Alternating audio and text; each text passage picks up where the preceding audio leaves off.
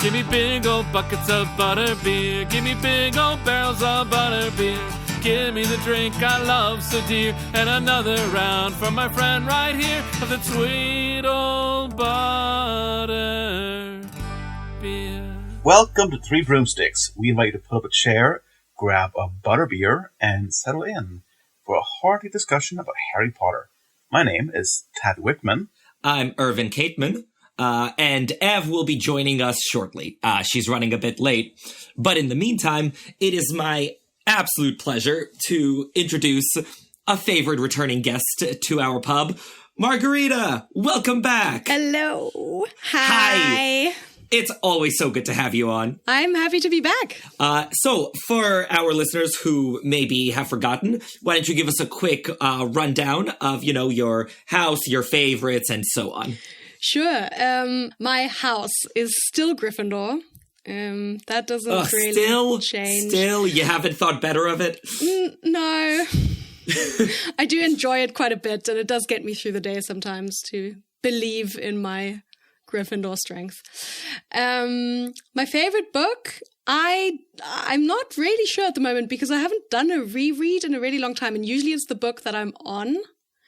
So I'm just going to go with Half-Blood Prince because of today's topic. Excellent. Favorite character, also unclear right now.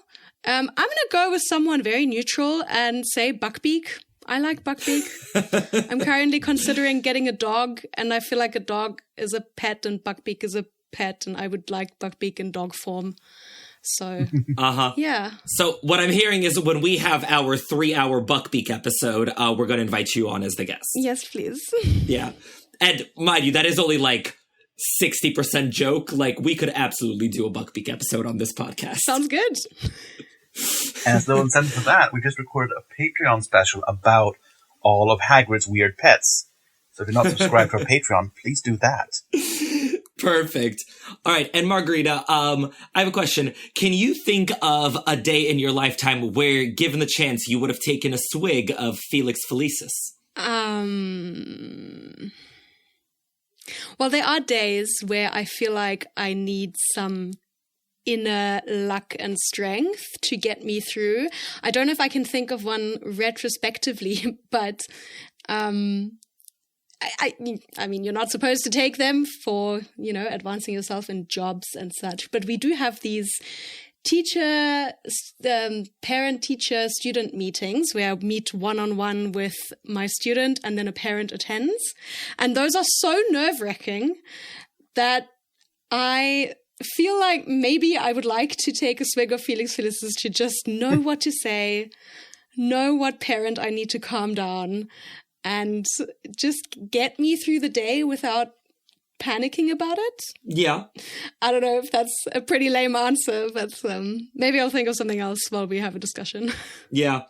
No, I was trying to think of my own answer to this, and honestly, I am not someone who has been blessed by the transit gods. So I feel like, on a day I'm doing a lot of traveling with like a lot of connections. Like, oh, you know what? The day I was flying home from Salzburg, because I needed to take a bus to Salzburg Central Station, a train from Salzburg to Munich, a train from Munich to Frankfurt to catch my flight. And let me tell you, it was going really well up until the trains. And then we just sort of sat there for a couple hours. I missed my flight. It was a whole thing. So yeah, like I think I was on that train long enough that I should have been paying rent. So yes, I feel like on one of those days I would have just taken a swig. Yeah, I feel that. That's I was on a train today, and I think if the train had been delayed, it might have been a bit of a tight fit with the episode. It wasn't, so I had a very lucky day.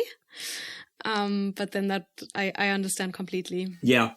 Taavi, what about you? Do you have an answer? I'm not entirely sure. Because most of these things will be very much, I feel like on the verge of being like unethical things, like in an academic sense. But maybe when I was like working as a journalist, doing like one of my longer interviews, just taking a swig of Felix just before an interview, and sitting down and knowing exactly what to ask, that would be amazing. Oh, that would be great. Yeah, for a journalist, dream come true. A Felix enhanced interview, ooh, that would be dangerous. Yeah. All right. Well, Margarete, we are so happy to have you with us, as always. And listeners, as you may have guessed, for episode number 88 today, we have gathered to continue our potion series and discuss Felix Felicis, the Potion. And in terms of recommended reading, I hope y'all are, well rested and, have cleared your schedules because there's quite a bit of recommended reading here. So first off, for anyone who's curious, there's a really good Harry Potter lexicon article about Felix Felicis. It has all the apocryphal information from the Book of Potions. Right, it was a video game that was released, 15 years ago that Joe, wrote the information for, where you're, brewing potions, and so it has, a list of ingredients and instructions and all that. It's fairly apocryphal. I don't think we need to take it as gospel, but it's interesting to read anyway. But more to the point, in 2020, I wrote a very in-depth 6-part essay series on MuggleNet about Felix Felicis and how it works and sort of all the ins and outs of it. It's honestly, it's one of my prouder, pieces online. It was, spring 2020. I had a lot of time on my hands and yeah. And why do you have so much time on your hands? There was something, there was a thing going on. Yeah, who's to say? But we are going to be going through a lot of those essays here. So if you want to just sort of, see all the work, check my sources and all, it's there. And then we have 3 other essays. First up is Felix Felicis, Understanding Snape's Innocence by Brianna Lee Wowell. I hope I'm saying that correctly. So this essay is incredible. It was published literally 18 days after Half-Blood Prince came out. And she was absolutely spot on, pointing out that no, Snape was a good guy. He was on Dumbledore's side, and in evidence, Felix Felicis. And I was like, wow, we spent 2 years debating it and she figured it out in 2.5 weeks. In a similar vein, there was Snape's Lucky Escape, Did the Felix Felicis Potion Really Fail by Christy Morley, which was also written a couple months after Half-Blood Prince and was trying to sort of reconcile Felix Felicis with the events of the book's climax. And then finally, there is Fantastic Potions and How They Helped Albus Dumbledore and Half-Blood Prince by Felicity's Mind.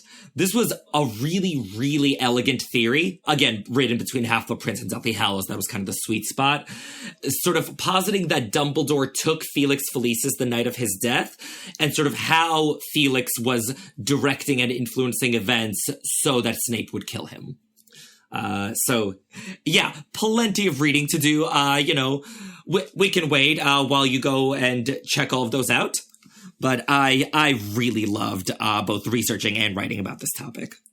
And, of course, a huge thanks to AZ over on our Patreon who brought this round of drinks at the pub. Yay! Woo-hoo! Thank you. Thank you. If you'd like to buy us a round at the pub, head over to patreon.com/3broomsticks with the numeral 3 to sign up.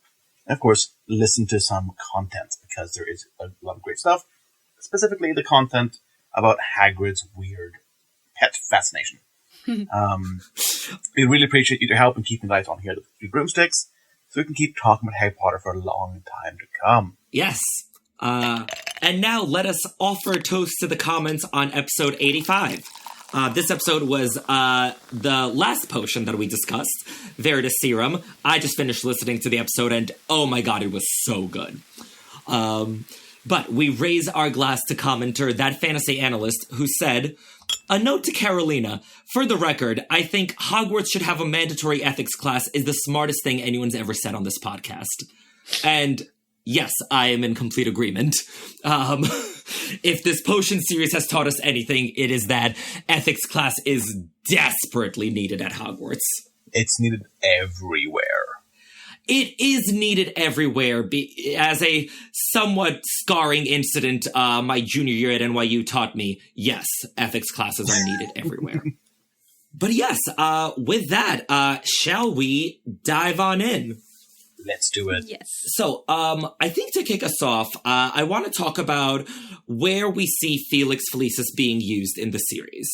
Now, we're not going to count when Ron thinks he's taken it, and he's like, yeah, but I thought I had, so it's really the same thing. And it's like, no, Ron Weasley, that is not how potions work. That's probably a good caveat. Yes, thinking you've taken a potion is not the same thing. Yeah, Mr. Placebo. Although the way he assumes it works, and works on him, which it doesn't because it hasn't taken it, is not too far off from how it actually works. Yeah, Ron's just like, all I need to get lucky is to just believe in myself. And Hermione's like, yes, agreed. And that is part of it, but we'll get to that later on in the episode, I think. Yeah. But anyway, so our data set basically comes from two separate moments where we see Harry take it to get Slughorn's memory, and where we see Ron and Ginny and Hermione take it during the Battle of the Tower. So, in part 1 of my essay series, I broke down the 20 moments specifically where we see Felix Felicis at work influencing something or other. So if you want the exact quotes and all of that, I suggest you pull up that essay, and you will have it all right there with you. Oh, and before we start, hi, Ev! You got here just in time. Hello. Welcome. We just did the start of episode stuff, and we're getting started. But we do have our intro question. Ev, if there was a day in your life when you would have taken a swig of Felix Felicis, what was it? Well, what an excellent question. I don't know.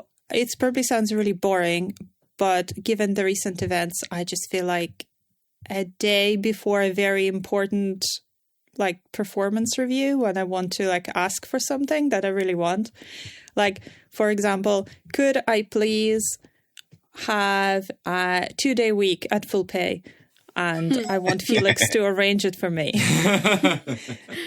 So I have lots of free time to podcast and engage in the activities that are a lot more interesting than my day job. Yes. Please, Felix. Honestly, I'm surprised none of us thought of it, but just on job interviews, that would be the perfect use of Felix Felicis. And I don't think it's forbidden by any means. I mean, it would be... Well, it's never mentioned. No, it's not banned. It's just one of those categories where, moral compass and ethics and, But you're not lying. Gainful employment. I think we need a Carolina on this episode. I don't know. I'm kind of with Ev on this one. I think you just happen to present yourself in the best possible way, and your interviewers just happen to be in a good mood. They're not thirsty. They're not hungry. They're just... You say all the right things. You bond over your, favorite cats or something. Yeah. Exactly. And there is no lying taking place or misrepresenting what you can and can't do. It's just you just look good. Yeah, as good as you possibly can. You're not freaking out. You're not blanking. Yeah. As Hermione said, you're just tweaking the circumstances a little. Exactly. With that, right, let us run down the 20 moments when we see Felix at work. So, first, as soon as Harry takes it, he gets a good feeling about going to Hagrid's, feeling like it's the place to be tonight. You know what I mean? Second, Harry puts on the invisibility cloak and leaves the dormitory with Ron and Hermione hurrying along behind him, which gives Lavender the wrong impression when she sees them together. That causes Ron and Lavender to split up that night. Third, Harry darts across the room and brushes against Ginny while she and Dean are entering through the portrait hole, which sets them off and gets Ginny and Dean to break up. Then fourth, when Harry strode through the castle, he met nobody on his way. So, empty castle for his nighttime adventures. Fifth, Filch had forgotten to lock the front door. Sixth, it occurs to Harry how very pleasant it would be to pass the vegetable patch on his walk to Hagrid's. It wasn't strictly on the way, but it seemed clear to Harry this was a whim on which he should act. And there, of course, he finds Slughorn chatting with Professor Sprout. Seventh, he reveals himself to Slughorn by taking off the invisibility cloak. Eighth, he gets Filch in trouble when Slughorn asks how Harry got out of the castle. I think Filch must have forgotten to lock the doors, said Harry cheerfully, and was delighted to see Slughorn scowl, who's like, I'll be reporting that man. 9th, Harry tells Slughorn about visiting Hagrid for Aragog's funeral, which, plays off of Slughorn's greed. Slughorn is intrigued by the 100 galleons a pint he could get for acromantula venom. And Harry then invites Slughorn to the funeral. 10th, he tells Hagrid about Slughorn coming as his +1 to the funeral. Harry resumed the patting of Hagrid's elbows, saying as he did so, for the potion seemed to think it was the right thing to do, "Professor Slughorn met me coming down here, Hagrid." 11th, he stays sober, and he credits this to Felix. Quote, "Both Slughorn and Hagrid drank deeply. Harry, however, with the way ahead illuminated for him by Felix Felicis, knew that he must not drink, so he merely pretended to take a gulp." 12th, he pulls off a refilling charm. Felix Felicis gave Harry a little nudge, and he noticed that the supply of drink was running out fast. He had not yet managed to bring off the refilling charm without saying the incantation out aloud, but the idea that he might not be able to do it tonight was laughable. He pointed his wand under the table, and the bottles immediately began to refill. 13th, very uncharacteristically, Harry discusses the murder of Lily and James with Slughorn, going into great detail about how James died first, Lily was given the choice, and so on. 14th, he reveals to Slughorn that he's working with Dumbledore. He says, "Dumbledore needs information. I need information." He knew he was safe. Felix was telling him that Slughorn would remember nothing of this in the morning. Looking Slughorn straight in the eye, Harry leaned forward a little. "I am the chosen one. I have to kill him. I need that memory." 15th, Harry offers absolution to Slughorn, and even though there isn't an explicit mention of Felix here, it's out of character enough that I think, it's certain this was Felix's prompting, where he tells Slughorn, "You'd cancel out anything you did by giving me the memory," said Harry. "It would be a very brave and noble thing to do." 16th, Harry lets the silence spiral. Slughorn and Harry stared at each other over the guttering candle. There was a long, long silence, but Felix Felicis told Harry not to break it, to wait. 17th, he has a run-in with Peeves. On the 3rd floor, he met Peeves and only narrowly avoided detection by diving sideways through one of his shortcuts. 18th, he gets to the fat lady and finds her in a most unhelpful mood, and they get into a bit of a spat. But as they argue, the subject of Dumbledore comes up, just when nearly Headless Nick glides along, reporting that Dumbledore returned to Hogwarts. And then the final 2 moments are during the Battle of the Tower, with Ron, Hermione, and Ginny. So basically, after Draco drops the Pruvian Instant Darkness powder, he and the Death Eaters get past. "Luckily," said Lupin hoarsely, "Ron, Ginny, and Neville ran into us almost immediately and told us what had happened. We found the Death Eaters minutes later." And I think the word "luckily" here is a bit of a giveaway. And 20th, Felix protects the drinkers during the Battle of the Astronomy Tower. Ginny says, "If we hadn't had your Felix potion, I think we'd all have been killed, but everything seemed to just miss us." So, those are the 20 moments we're going to be discussing. That's pretty comprehensive. I thank you. I tried. Dude, I was reading these chapters with a fine-toothed comb. But aren't you always? Yes, but sometimes it's even more fine-toothed than others. Well, you needed something to do during the lockdown, so the finest tooth comb came out. Yeah, pretty much it. I've written 3-part essays, 4-part essays. 6 was a bit much, even for me, but 2020 be like that. But anyway, so yeah, with these 20 examples, I think we can suss out how Felix Felicis works and how it doesn't work. So first off, and I feel like this is sort of where I differ from a lot of other theorists, but I very firmly believe that Felix Felicis can't impact other people, that it can only impact the drinker. It would be wild if it could impact other people than the drinker, right? Because that would expand it to so much. It would have to have knowledge of above sentience.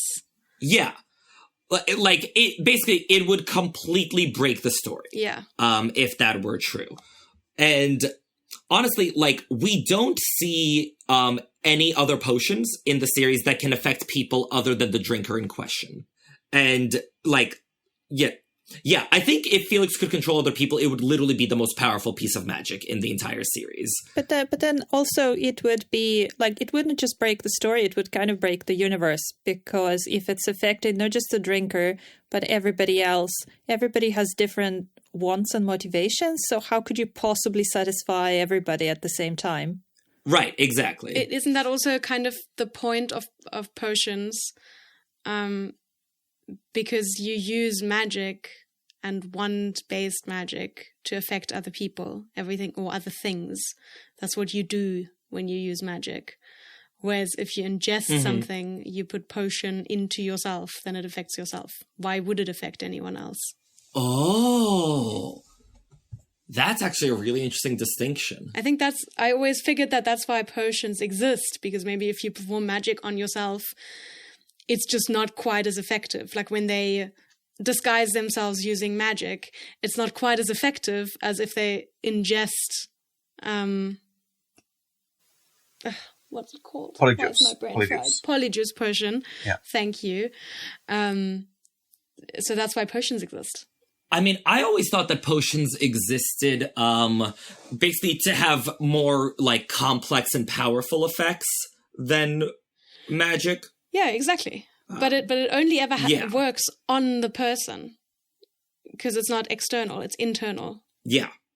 You know, in terms of, like, free will, there's very little magic that can actually affect people's free will. You know, like drinkers or casters or anyone. Like, there's the Imperious Curse, which very clearly has limitations and can be fought off, and also is very, very illegal. Yeah. I think we can basically call it Felix.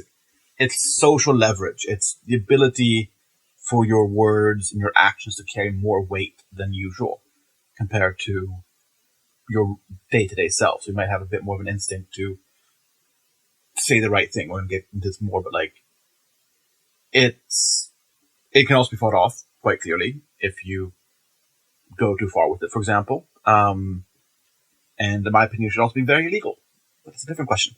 Really? What do you mean go too far? I mean, like, if you're, I think, like, say, with the Imperious Curse, it's obviously unethical to begin with. But I think the Felix Felicis, the ethics there are very much based on what your intentions are. And I think that a lot of people that would go through the effort and the time to make Felix Felicis might not be doing so out of, like, genuine reasons, and maybe using it, like, brewing it specifically for doping, let's say.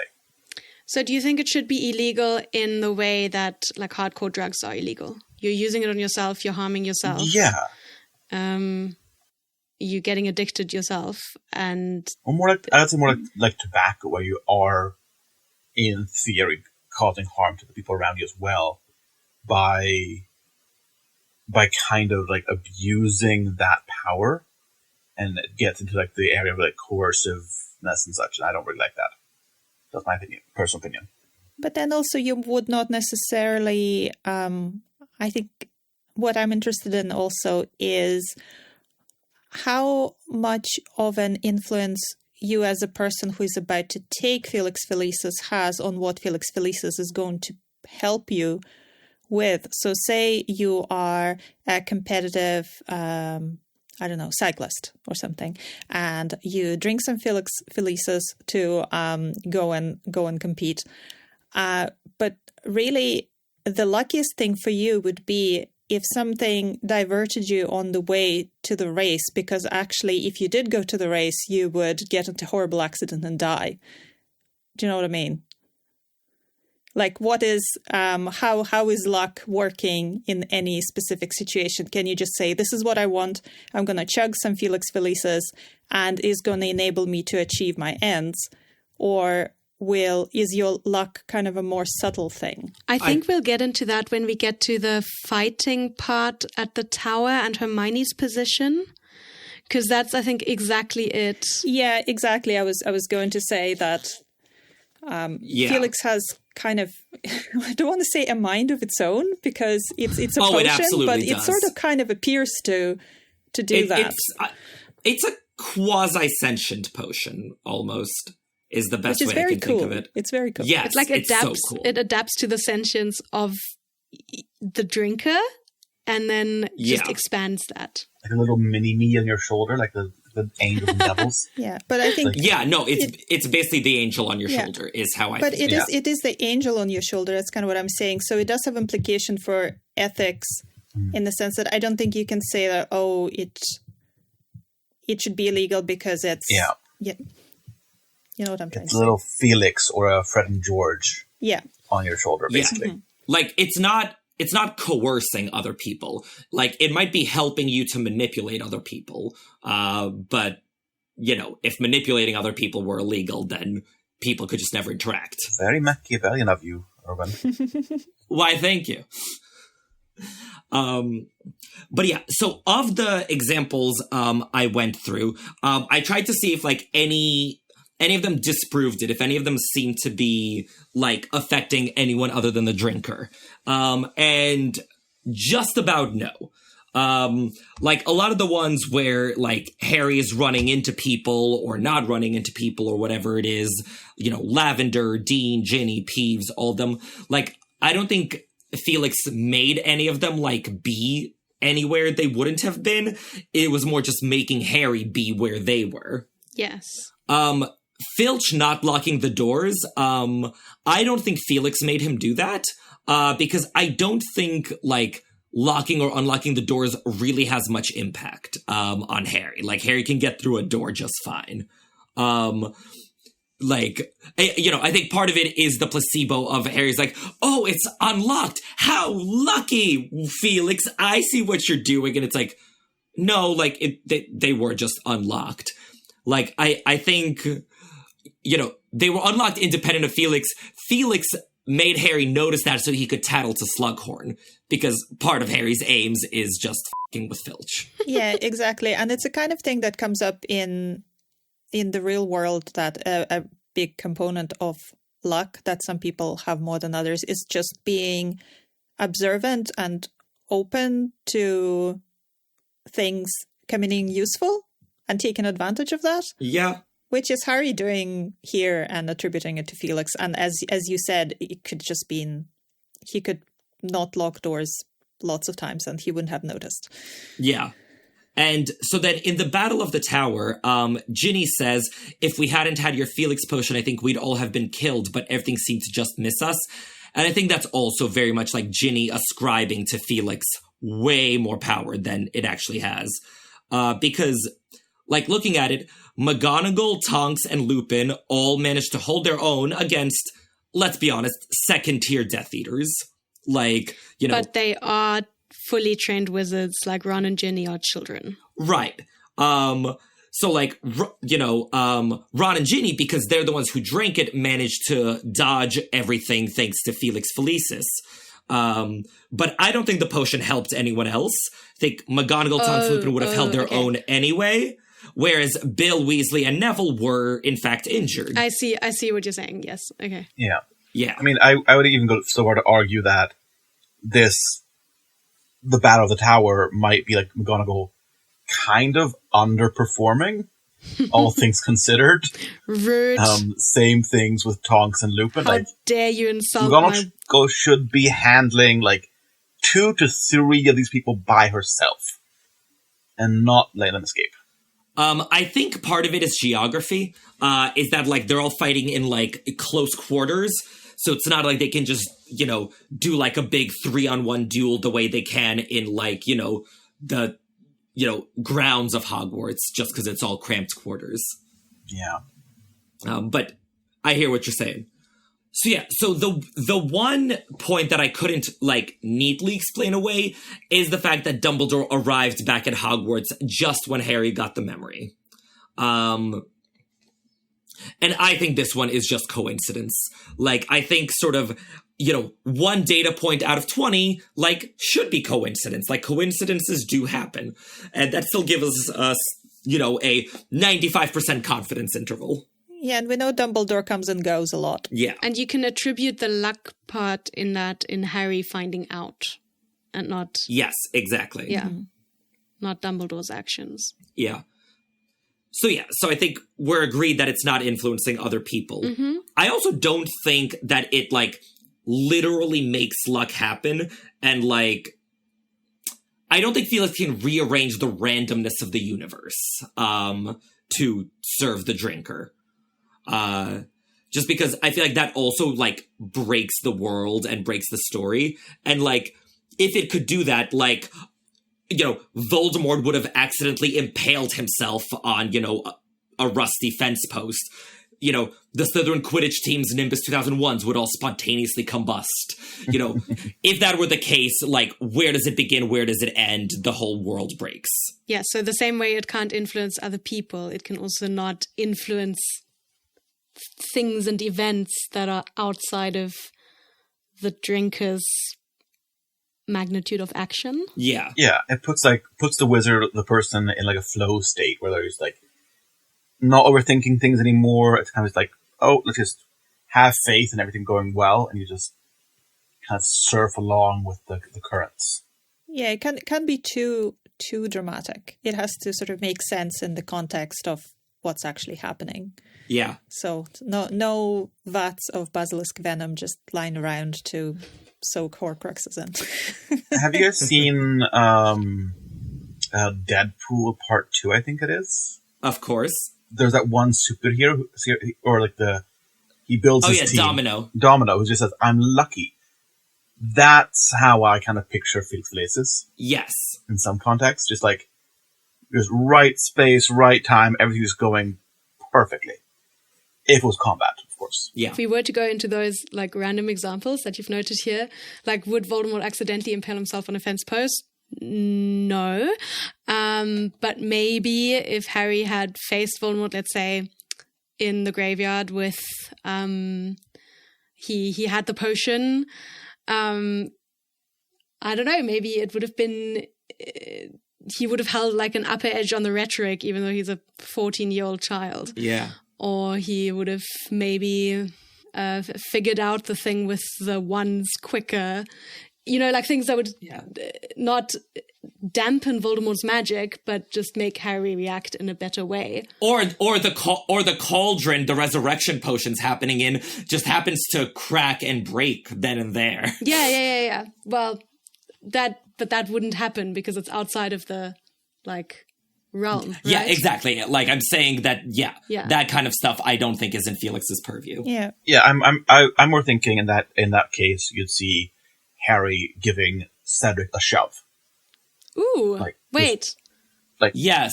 It occurs to Cedric, like, you know what? That looks bad. Let's just push Cedric behind this rock.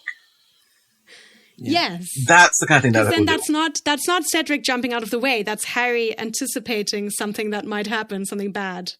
Yeah. Yes. Could he? Or have if Harry had taken it slightly earlier, Harry would have just been like, no, I'm going to take the trophy. Oh, you're saying I should take it? Okay, thanks, I agree. Yoink. Okay, thanks, bye. Let's not be so humble. Or for the Quidditch example, if Slytherin's Nimbus 2001s all spontaneously combust, probably not. But, like, Harry, he shouldn't have taken it during a sporting event, but he would have probably just seen the snitch quicker, or known where to fly. Yes. Or, avoided the bludger. Yeah. Or maybe Percy would have been not as good at working towards regulation of the cauldron bottom thicknesses, and then maybe the cauldron would have cracked after all, and yes. no Voldemort. But then who would have had to take the Felix Felicis for that? So would Percy have had to take it? Anyway, I don't know, but it would be Percy's fault either way, I think. Yeah. No, I think Harry would take it, and then he would tell Percy, being like, this cauldron bottom thickness stuff is just nonsense. Like, what you should really work on is the density of the quills. And so Percy just, gets distracted and never gets around to it. I think he'd be working on the regulation of flying carpets, but that's just me. Yes. Yeah. That's how I talk about Big Broomstick and their lobbying. Oh, I've heard about big broomsticks already. It's the worst. Yeah. I actually want to talk about, like, the name. I think that the Liquid Luck moniker for the potion is really just, like, wizard's flair for drama. Because they do like to come up with grandiose names for their potions and stuff. You know, it's the draft of living death, which is just a sleep potion. It's the draft of peace, the elixir to induce euphoria. Like, okay, wizards, like, you know, we see that you got some good marketing minds behind you. It's either really, really good names or really, really dumb names. All in the eye of the beholder. It's like, yes, draft of living death, but also like Polyjuice or Mirror of Erised. That could also be J.K. Rowling's, the author's, issue as well. What's wrong with Polyjuice? Polyjuice is great. Yeah. It's a juice that's yeah. Yeah, no notes. I just don't get the name. I don't know, makes sense to me. Yeah, maybe. But they do have a flair for the dramatic as well. Mm-hmm. Come on. The owls of everything. I kind of have a feeling that the potions that are older in origin have more kind of fancy names, and the newer potions have more kind of marketing-y names, like, you know, Sleek Easy Hair Potion versus Draft of Living Death, you know? Yes. I mean, it could also be like, does the potion have a known inventor that named it, or is this one of the kind of like ancestral memory potions? Like we've folklore. got, yeah. Well, okay. According to the Book of Potions, so, you know, grains of salt and all, it was invented by Zugmunt Budge in the 16th century. Okay. So a long time ago. Yeah. Yeah, I feel like in the 16th century they had a lot of time on their hands, so, you know, they could get a little creative with the names. Do we trust men named Zygmunt? No, we do not. No. Just like a general question. No, it's a red flag. We only trust men that are called Ernest. It's very important. You know, I have heard about the importance of being earnest. It is very important, I agree. I've heard of that too, yeah. It's been said. A different thought I had, and this might be because I've been on a different binge lately, but that Felix Felicis is almost like the Force in Star Wars. There's a bunch of different Force powers, but I think this is a great way of like describing it. There's a few different Force abilities I'm looking at, but specifically like Force empathy, which lets you see and read people's emotions and reactions, and of course, with Anakin Skywalker and later Darth Vader, we see what's called like Force precognition, which is basically being able to see the follow-on results of your actions a few moments or minutes in advance. And it's rather, and like Felix isn't luck, but it comes out as that because Felix knows the result of your action in a minute from now. So it will give you a little nudge, be like, hey, do this, because I know this is going to happen. That's kind of the way like, I've been thinking. So that's why like, I don't think it justifies its particular ban in tests. For example, because it doesn't grant you the ability to guess something, but might grant you better access to your knowledge going back. Little thought I had there. I'm not Star Warsy enough to comment. I'm very vague on Star Wars as well, so I think listeners, if you're a Star Wars fan who knows the lore better, please comment. Yes. Yeah, otherwise we'll need to phone a friend and get Sam back here. That's true, because he's a Star Wars guy. Well, was. I'm more of a spin-off Star Wars person. Yeah. Like an Andor kind of person. I'm more of a Star Trek person, so that I'm no help whatsoever. Yeah. Star Wars is it's also like Harry Potter.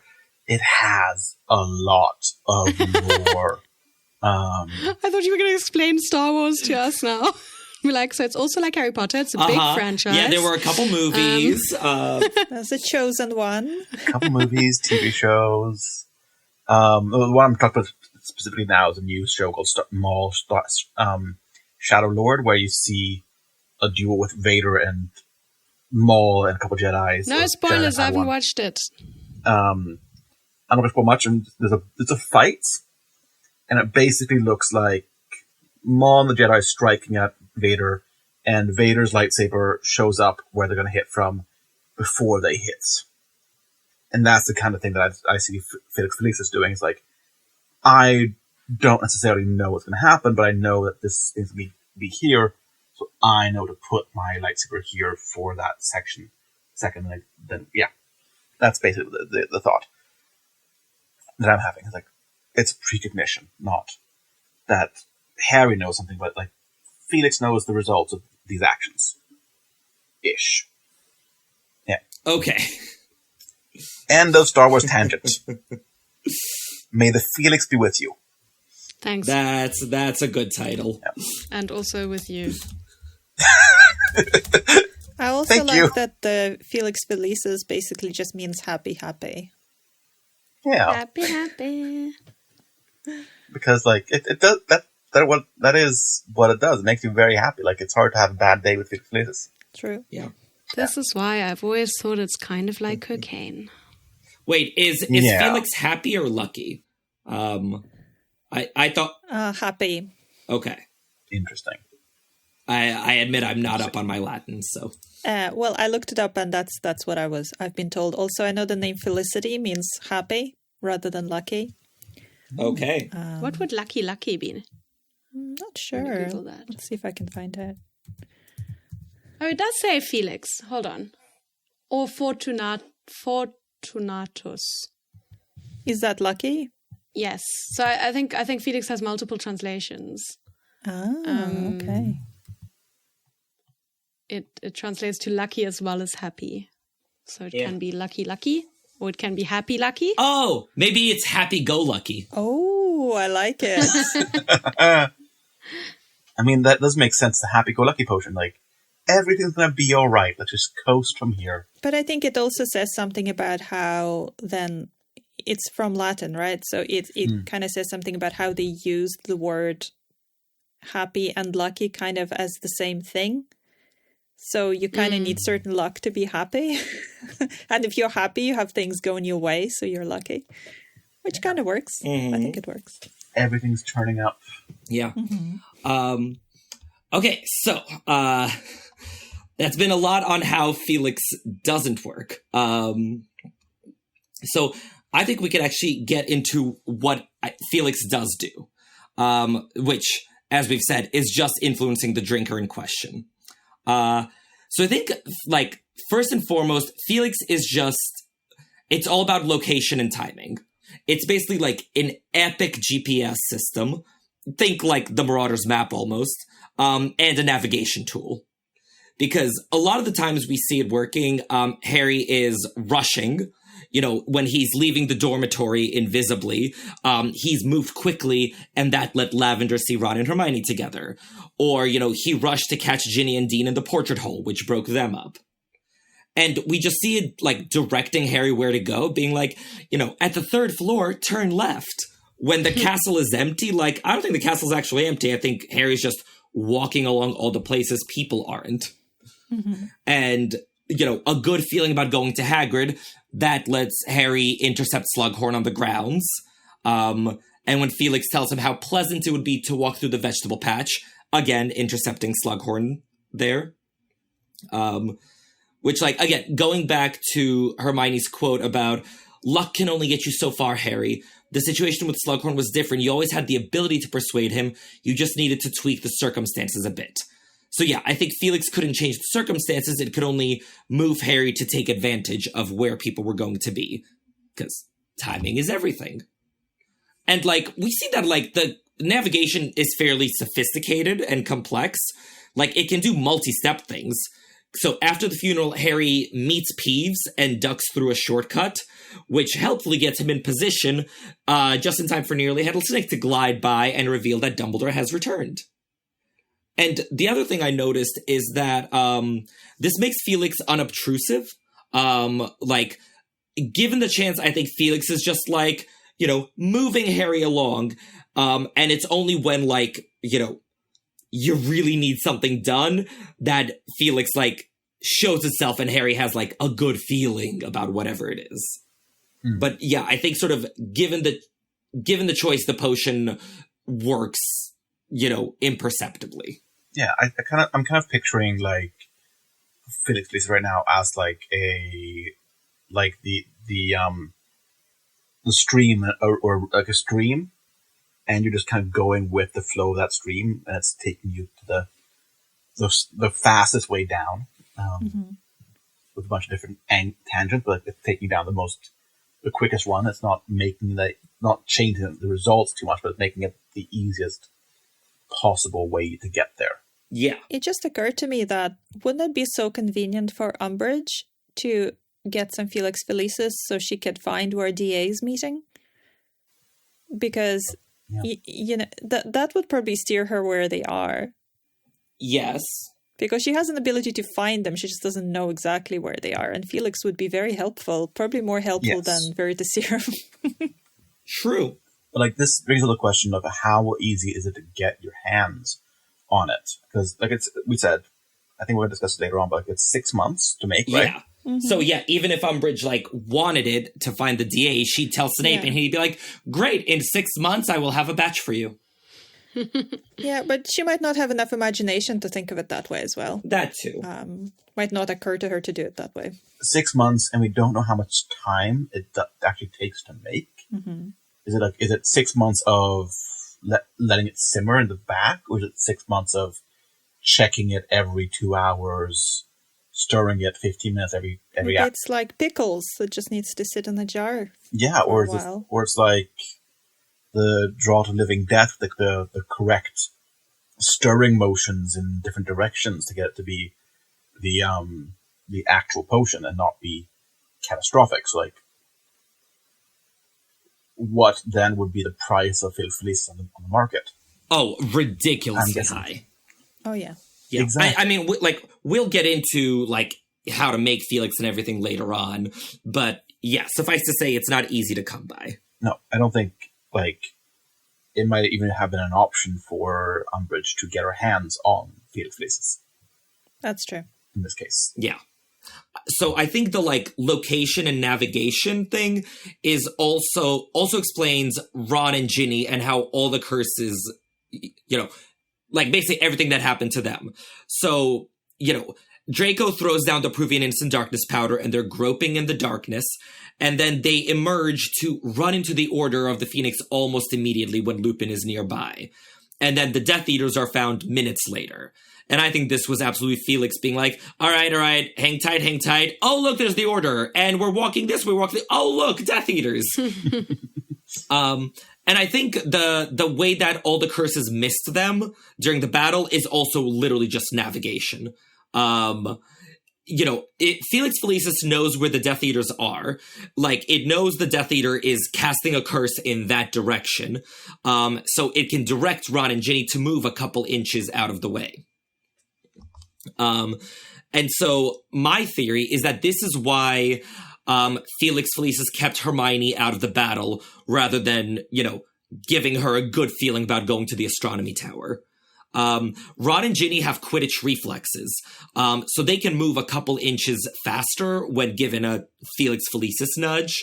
Hermione isn't an athlete and can't move as quickly, so she would have been in danger in battle even with Felix Felicis nudging her. Right? Because, like, when the Death Eater casts a spell, you have, like, a split second to react.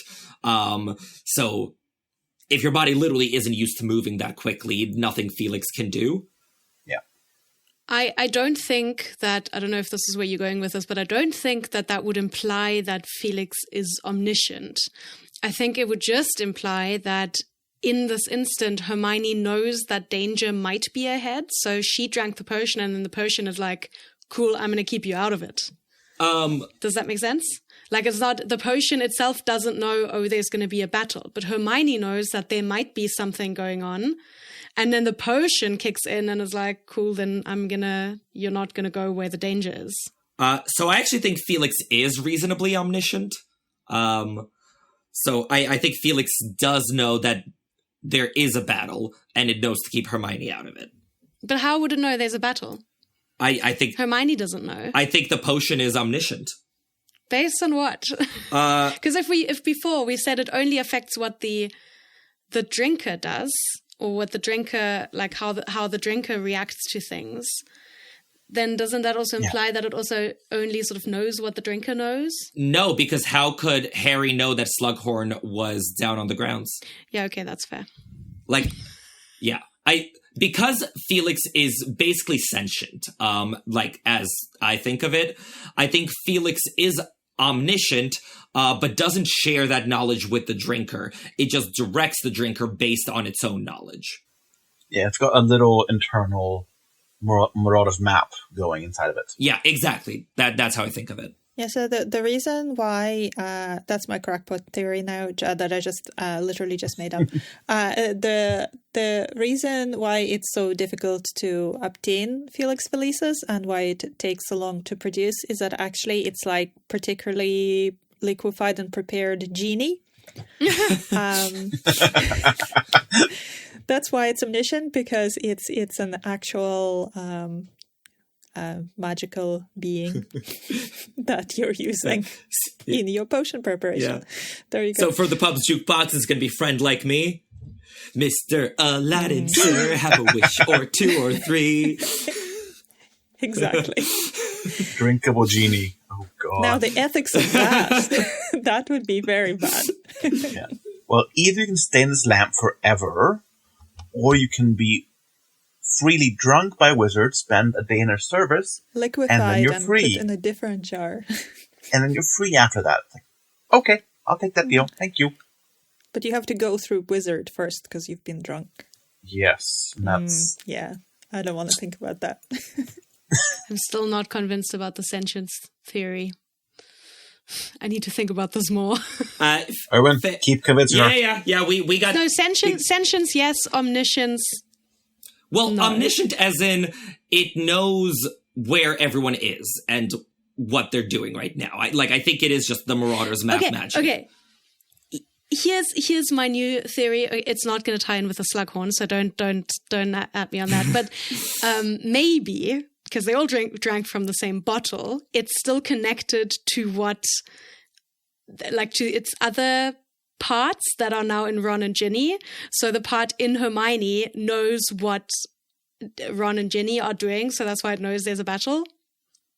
Okay, okay, we're not going to comment on that. It still wouldn't explain. Yeah. I'm not convinced that it would know everything, because then how would it know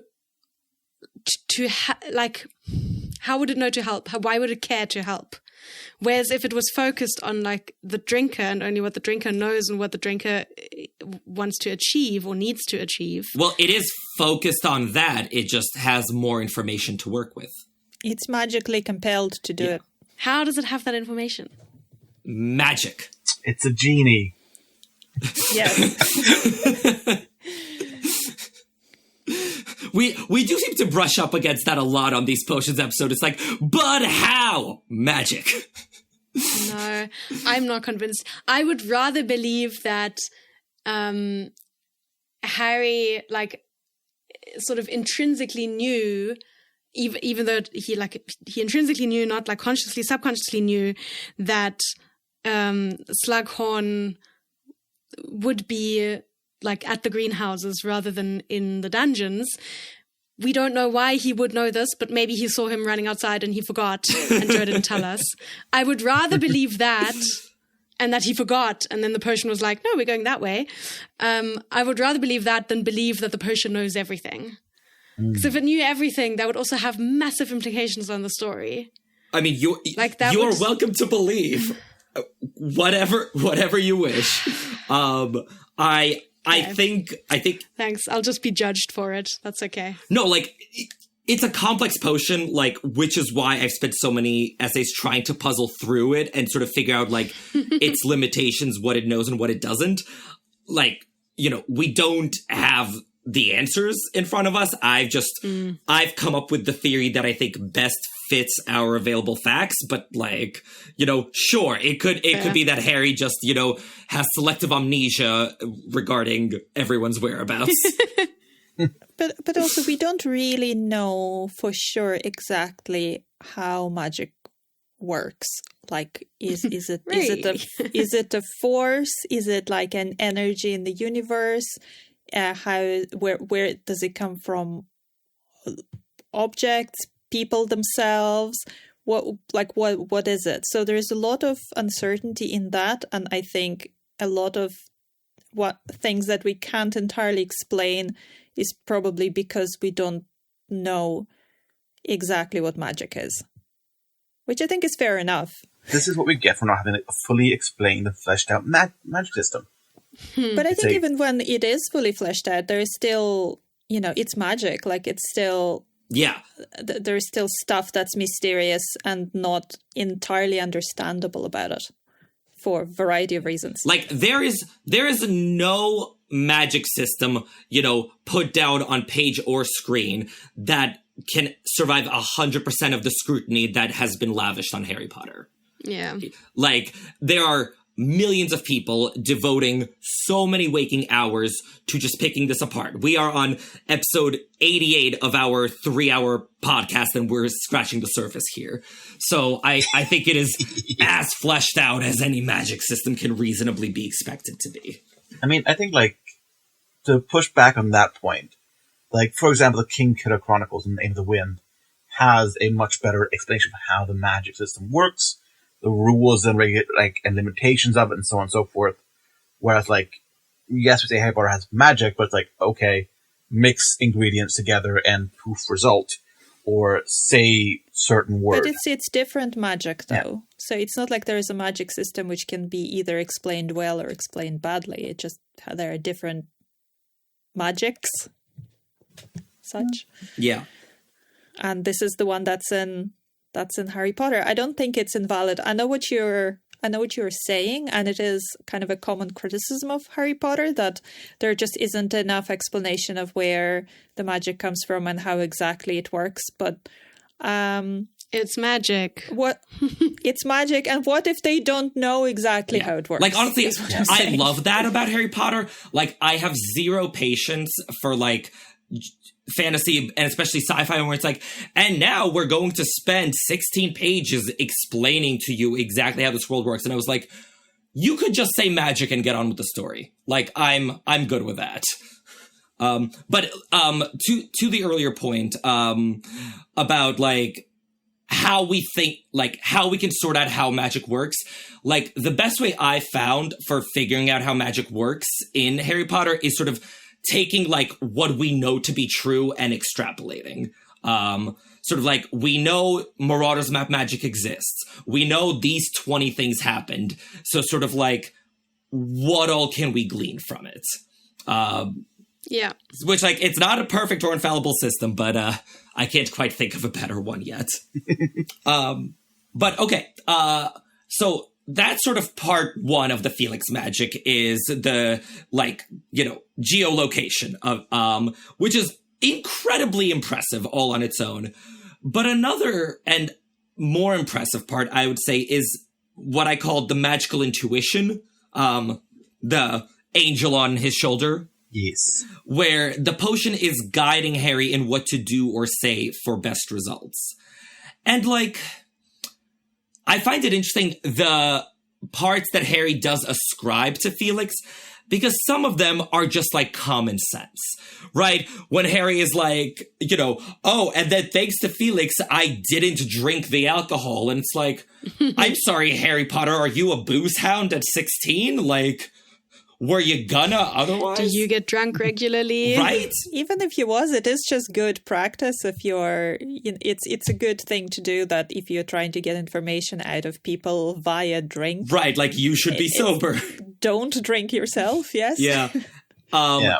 And then Felix tells him to tell Hagrid that Slughorn is coming. And it's like, as opposed to what? Like Slughorn knocks on the door and Hagrid's like, who, how? But, maybe what Felix does in this case is turn Harry from a non-Ravenclaw into a slightly more Ravenclaw. Yes. And make him do the things that, would be common sense, but he is Harry Potter. Yeah, no, I agree. I think we see a lot of Harry ascribing normal behavior to Felix. He's like, oh, and then I'm going to not drink because of Felix. And we're like, yeah, buddy, okay. Also, like, are they even offering him alcohol? Because, like, they are drinking with a minor, and they're both employed at a school. That is a surefire way to get fired. I'm sorry, at Dumbledore's Hogwarts? Well, you probably can't drink at school, but you can drink at 16 in some circumstances. But can you drink? I don't think you can drink. Wait, what are they drinking? Are they drinking wine? They're drinking wine, yeah. Yeah. Okay, yeah, never mind. Yeah. In Germany, you can drink wine at 16, so that would be allowed. Yeah. But it usually has to be, like, with a guardian. Nope. And teachers don't qualify as guardians. Absolutely, well, definitely they're kind of not. guardians. He's in boarding school, so I would say so. Yeah.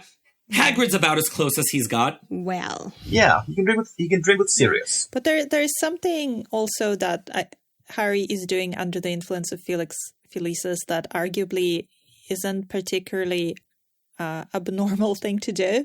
But it's abnormal for Harry because he is bringing other people in to help him, which he normally is very reluctant to do. He's very much kind of like, I am going to figure this out. I'm going to do it all by myself.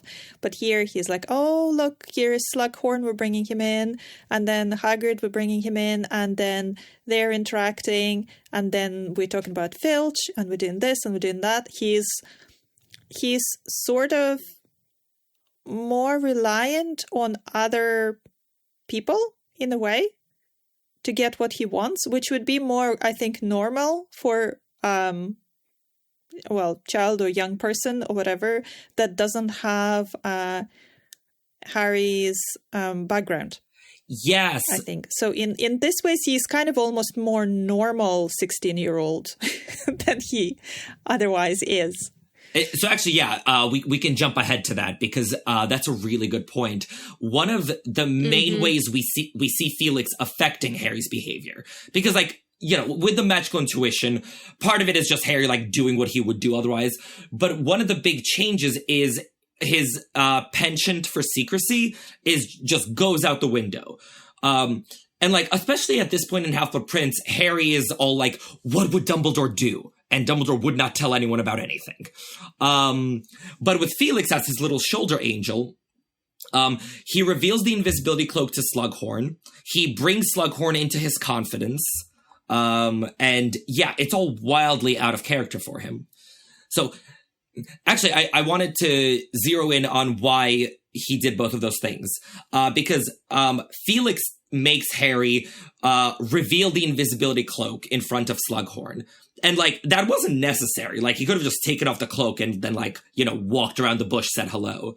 So I think this is actually a bit of manipulation. I think, like, this is a way to bring Slughorn into Harry's confidence, right? Like, look, I'm sharing secrets with you, and then hopefully you'll share secrets with me. The invisibility cloak thing, I had never thought of until I read the doc. Hey, thank you. And the kind of repercussions that could have is insane.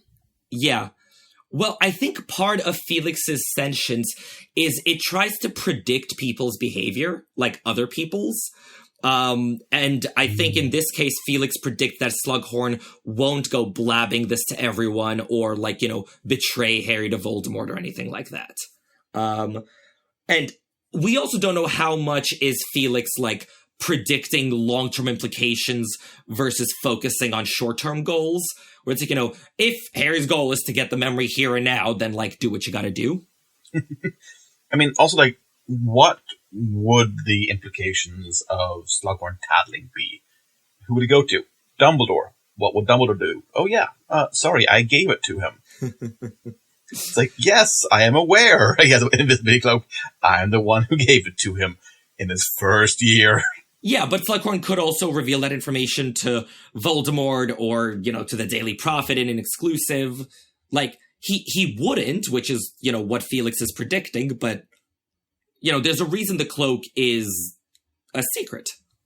Mm. Increasingly less so as the series goes on, but nonetheless.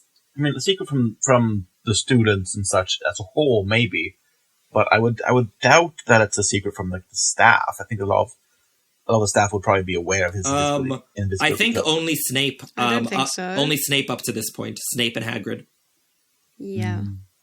On my last reread, I literally tracked who knows about the cloak throughout the series. Actually, yeah, give me a sec. I'll see if I can find the notes. Let's see. Cloak. Because I think anyone in the order itself would be aware. I don't think everyone, though. Probably No. certain members of the order would be aware, but not everyone. And maybe it's also a question like, do they know what kind of cloak it is? Because an invisibility cloak in itself is not a huge deal. It's maybe more the status of that one that's the important thing. To be fair. Okay, so who knows about the cloak? So in Sorcerer's Stone, it's Dumbledore, Ron, Hermione, and Hagrid. In Prisoner of Azkaban, it's Snape, Sirius, and Remus. In Goblet of Fire, it's the fake Moody, and Filch, because he's also there for the Egg and the Eye episode. How does the fake Moody know? He sees with his eye. Remind me. He sees, during the Egg and the Eye. Yeah. Mm-hmm. Then in Book 5, it's the whole Order of the Phoenix. They're sort of openly talking about it at Grimmauld Place. And then... Including people like Molly Yes. and... Okay. Yeah. Interesting. And then in Half-Blood Prince, it's Neville, Luna, and Ginny aboard the Hogwarts Express. Draco, when he finds Harry on the Hogwarts Express. Crabbe and Goyle find out from Draco. And then Slughorn finds out here. So... Interesting. Okay. But yeah, anyway, so he reveals the cloak to Slughorn, and then he further, tries to bring Slughorn into his confidence by sharing secrets. He lets on that Hagrid is doing something sketchy, and he's like, but you won't tell anyone, Professor. I don't want any trouble for him. And then at the end, we go, all in on this, when Harry says, Dumbledore needs information. I need information. I am the chosen one. I have to kill him. I need that memory. And so here, Slughorn becomes the 5th person in the world to know that Harry is the chosen one and needs to kill Voldemort. It's Harry, it's Dumbledore, and then Dumbledore tells Harry to tell Ron and Hermione.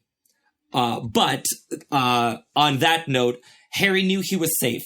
Felix was telling him that Slughorn would remember nothing of this in the morning. Which, again... This ties into a bit of Felix's omniscience. If Felix is keeping track of just how much Slughorn has drank, how much alcohol is in his bloodstream, then it's he's, at a 0.13 blood alcohol content. He won't remember anything. Which does make this a bit sketchy. Yeah, I don't think Harry would have that kind of experience exactly with alcohol yet. At least I would hope so at his age. So really, Slughorn could have just got really, really, really, really drunk if he knew that he needed to tamper with his memory of Tom Riddle at some point. He could have just got really, really drunk and blacked himself out on purpose. And it would have just been gone. But he didn't know. Yeah, if only he'd thought to, go on a crazy bender after being asked about Horcruxes. Exactly. Yeah. Oh, see, now I wonder if, you could still get that memory out of Slughorn, with a pensieve. Oh, if you know it's there, but he just doesn't remember because he got himself too drunk. It depends on whether, I guess, has the memory formed and it's just inaccessible because of alcohol, or has it just not formed or got deleted via alcohol? So it depends probably how that works. Right, he started typing the Word file but never saved it. And so now it's just gone. Exactly. There's no, is there an Autorecover version of this memory?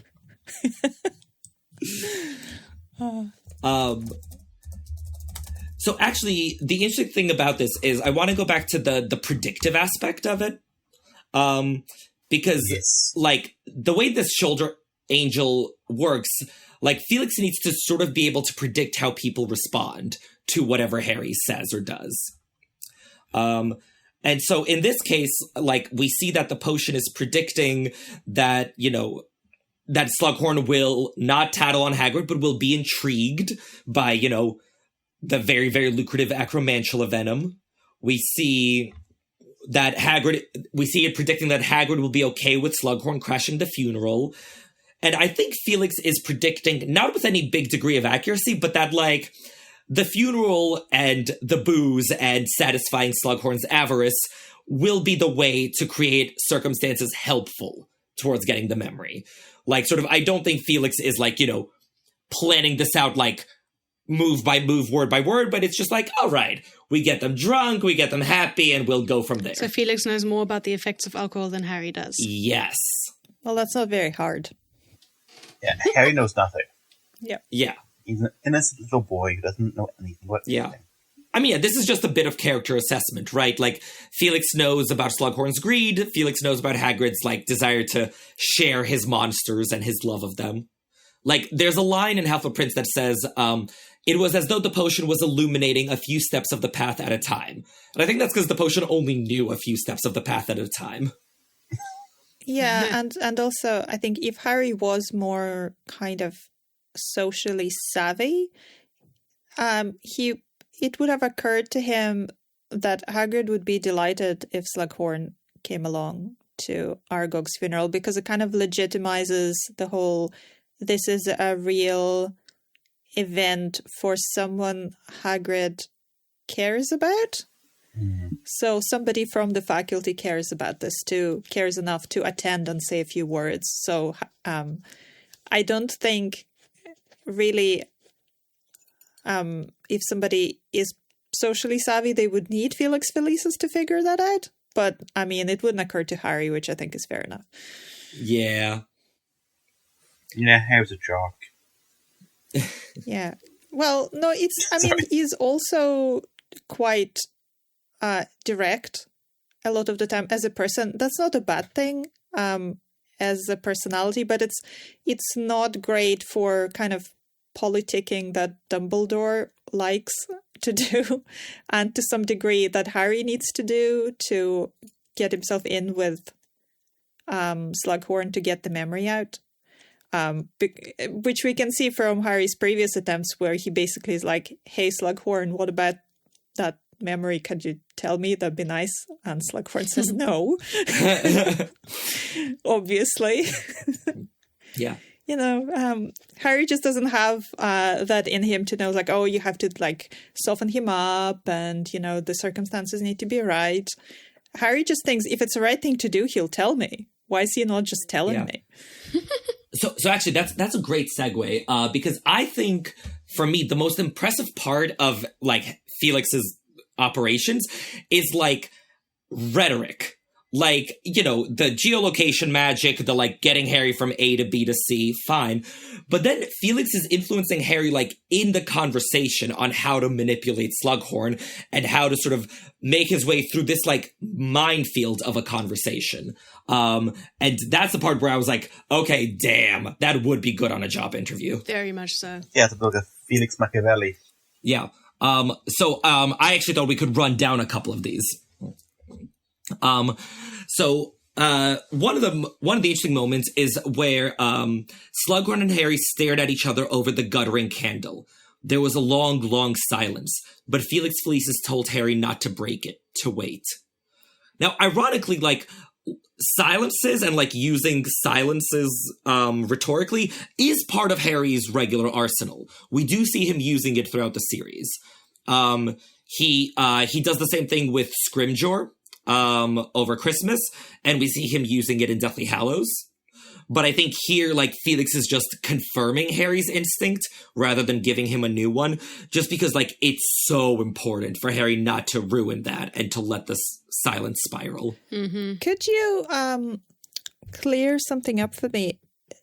The examples that you've just mentioned, Yeah. aren't they all taking place after the Felix Felicis with Slughorn? No, I believe that Felix Felicis is after Christmas, so after Scrimgeour. Right, okay. Yeah, that makes sense. Because it did occur to me that if they were all after, did he perhaps learn something from this experience? But if he was doing it before, then no. Yeah, because this is chapter 22 and the Christmas was chapter 16. Yeah. That actually brings a good point up, though, of how would, like, Felix Felicis be like a learning tool?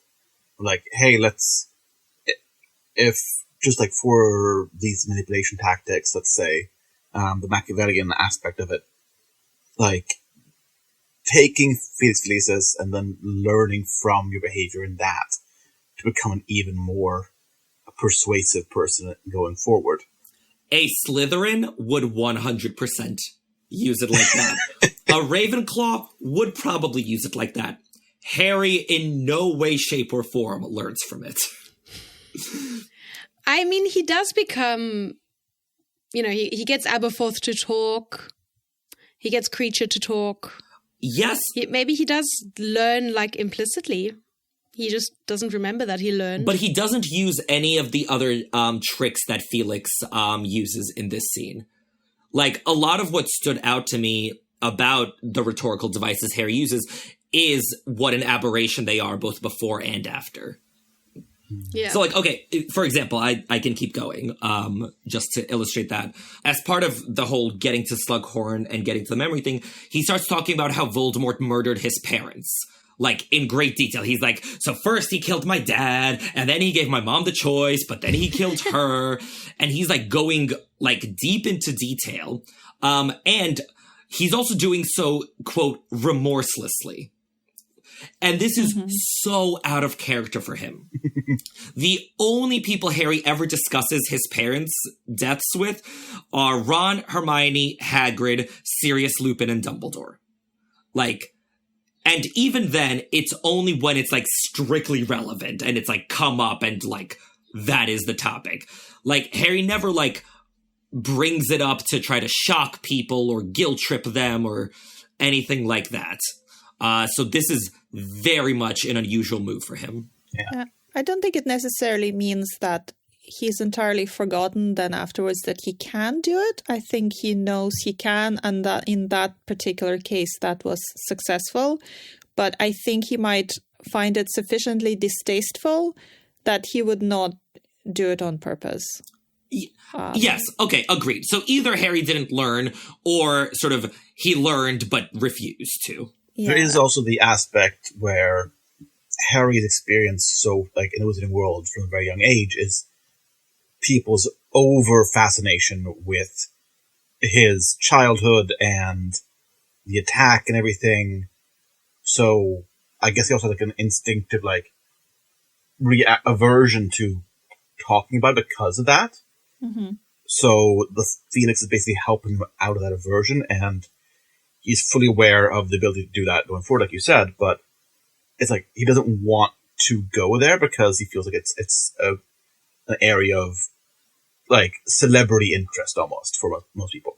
Yeah. Like it's like I don't want to give them. I mean, Harry is a really private individual, actually, and he's especially private about his parents and their death. And like, yeah, he doesn't like the notoriety and the celebrity and all of that. And especially because the parents are part of why he's famous. Like, yeah, I think he very much doesn't want to be bringing them up in conversation. Yeah. But I think sometimes his history could be used to his advantage, like it's being used here. But even so, I think he just hates it sufficiently. And I'm thinking, is Felix also a bit like quick quotes quill on your shoulder for Harry? You know, his eyes are misting over. The mere boy of 12. I mean, that's funny. I doubt it. I think this is Felix, like, sort of, again, taking the measure of Slughorn's character and being like, you know, Slughorn's fondness for Harry won't carry the day, and getting this memory is really important. So his fondness for Lily is going to have to be what we use. Yeah. No, that makes sense. Yeah. That said, I wonder if it could make Harry's eyes, mist up a little. That seems to be within Felix's purview. Yeah, I think so. But the single most out of character thing that Harry does, and this really jumps out at me, is he offers Slughorn absolution. He says, "You'd cancel out anything you did by giving me the memory. It would be a very brave and noble thing to do." And, I always do a double take when I read this because it is so wildly out of character. This is the only time in the series, before or after, Harry does anything like this. Harry doesn't see himself as a moral authority to anyone else, and so he never offers absolution to others, even when, teed up to do so. There are two sort of really striking examples in Deathly Hallows. So again, after he would have learned, think of after the Malfoy Manor escape, Ollivander is making excuses and apologies for, what he did and what he told Voldemort. And Harry is just thank you for telling me all of this. And then when the Grey Lady is so full of shame and reveals that she told Tom Riddle about the diadem and all that, Harry's just well, you weren't the first person Riddle wormed things out of. And this is part of a whole bigger conversation here. But Harry doesn't submit to any moral authority except his own. Sort of at no point in the series is it this is the right thing to do because God or Dumbledore or the, whatever said so. It's just the right thing to do because I feel it is. And I think Harry expects others to do the same.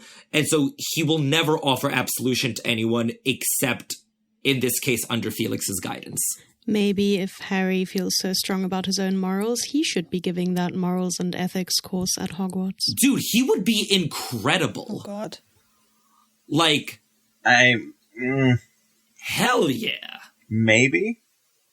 Because, this whole situation as well, I find is, very morally, dubious. Because, one, he's getting Slughorn drunk here. So he's let's just get this guy drunk first. And then he's an adult. He's not making him drink. The drink is available, and he is drinking himself under the table. Mm-hmm.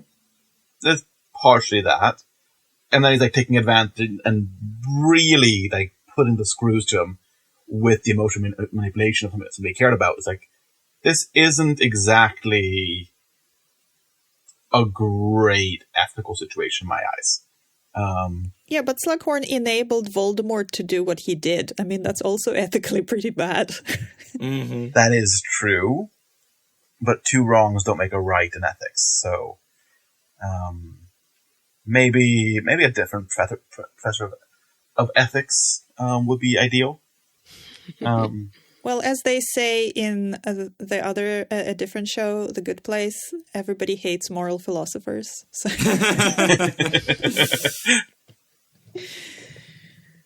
Who died and left Socrates in charge of ethics? I also had a thought here before we move on from this, and that's Felix Felicis is the embodied mirror of Erised. Kind of you drink it to become the happiest person alive and to achieve the things you see in the mirror. That's what it's guiding you towards. So we have the quote from Dumbledore saying, "Men have wasted away before it, entranced by what they have felt, or they've seen." So the desire, people looking at the mirror of Erised, having the same feeling as if they're drinking Felix Felicis. So I rewrote the quote about the happiest man in the world to basically say the happiest man on earth would use Felix Felicis as water. And it'd be something you could just drink regularly without any effect of it, but everyone else is deeply impacted by it. That would have to be the happiest, luckiest, most confident person who always if you're the happiest person on earth, I feel like the Mirror of Erised is more achievable than someone not being affected by Felix. Maybe, but I like that thought. Like, yeah, if you're perfectly content with life, Felix would have no impact in the same way that the mirror does not have any impact. Yeah, but I think Felix is a little bit more objective. I'm not sure if that's the correct term, because you could be thinking you're the best and the luckiest ever, but you could be just full of shit. And really you think you are just like going through life kicking ass, but you're not really, because I don't know, for some reason Lockhart comes to mind. I think he would think he is the person who would drink Felix Felicis and it would make no difference. But I think from what we've talked about Felix already, that it kind of almost has its own mind of what being lucky means. And given, say, I don't know, going ahead with Lockhart, given how things ended up for him, maybe a genuine luck with the Felix Felicis aid would be something different than what he ended up doing with his life. So I think it's a bit more nuanced potentially. I don't know. What do you guys think? Yeah, I mean that quote about the Mayor of Erised is like, lovely, from a rhetorical standpoint, I suppose. But like practically, like it means you don't want anything.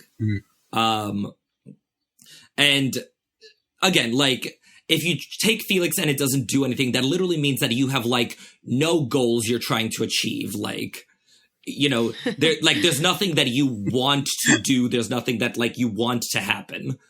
And that seems wildly unlikely. Yeah. That's fair. Or nothing you're even dissatisfied by. Because like, for example, there's nothing wrong with Ginny being with Dean, but Harry is not satisfied with that because he wants to be with Ginny. So there's always I think there's always be something for Felix to do for most people, because none of us are like super content Buddhas, just super chill and happy with everything we have, just exactly as it is. Yeah. And I think even for Lockhart, who oozes self-confidence, that's all fake. Yeah. He's a complete fraud, and he himself knows that. So in his case, it would probably be, it would hide from people what he was doing. I don't know. Oh, see, I think if Lockhart took it, he would accidentally commit a feat of great heroism. So he could have like a genuine accomplishment to point towards.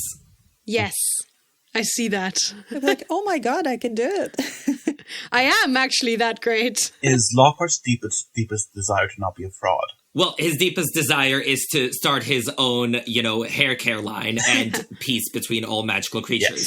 Yes. But I think we have to differentiate, though, between desire and being lucky. Because, like, looking into the mirror, you see your heart's desire, but Felix is much more acute. Like, it acts in that moment.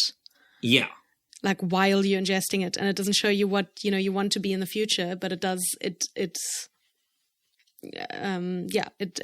much more time sensitive and does things now that you will maybe need. So I can see him doing some act of heroism to achieve his greatest desire. Yes, of starting a hair care line.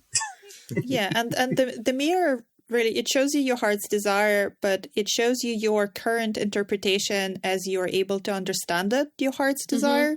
So Ron sees himself as a Quidditch captain, but it's not really the Quidditch that he really desires. He desires to be,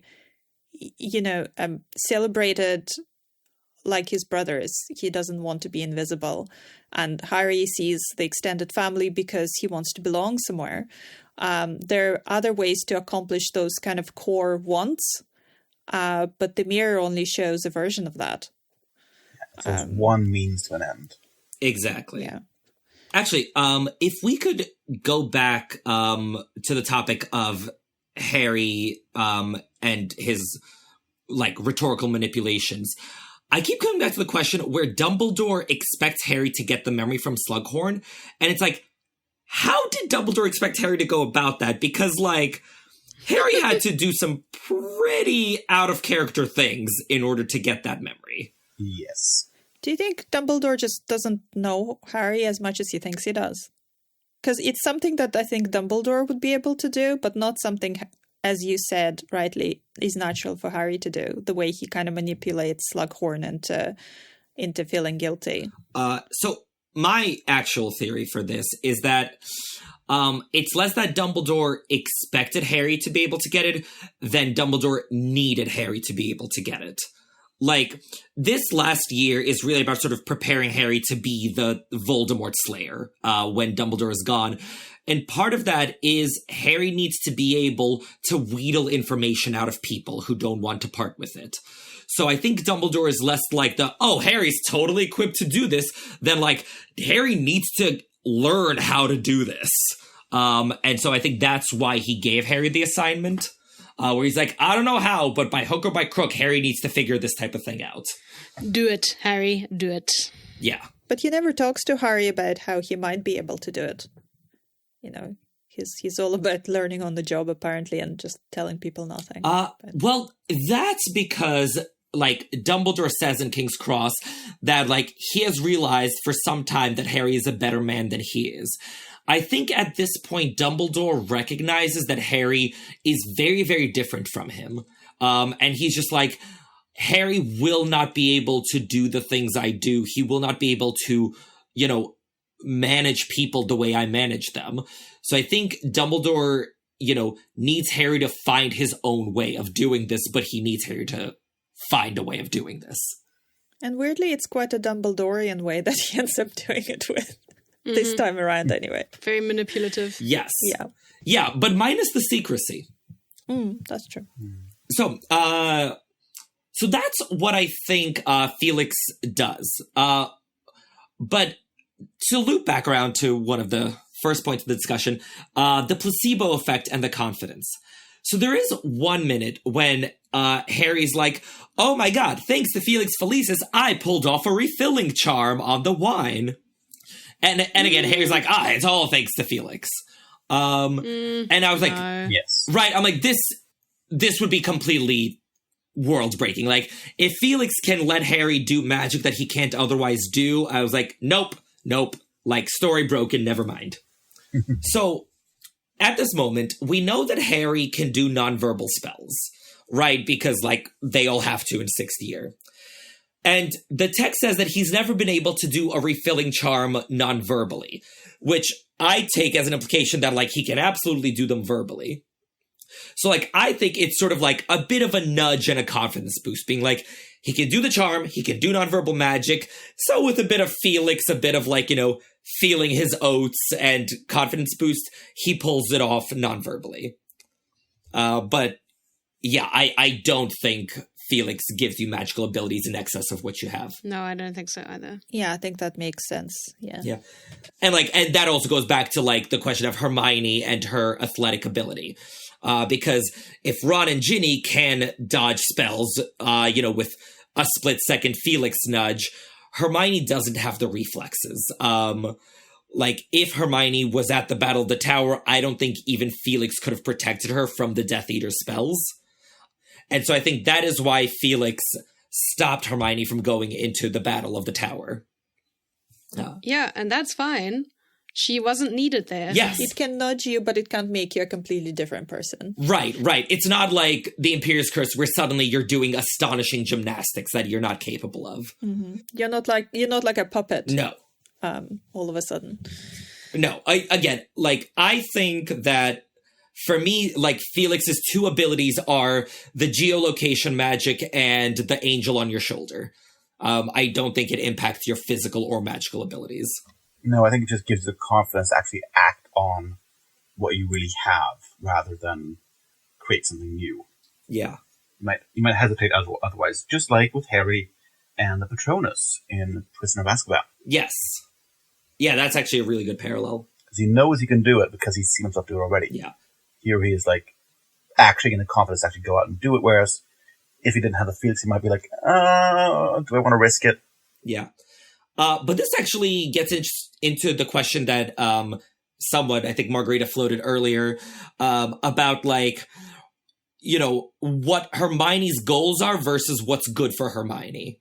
And sort of how Felix is deciding between the two. Because like, I think Hermione very much like wanted to like be in the battle and be helpful and all that, and to like live another day.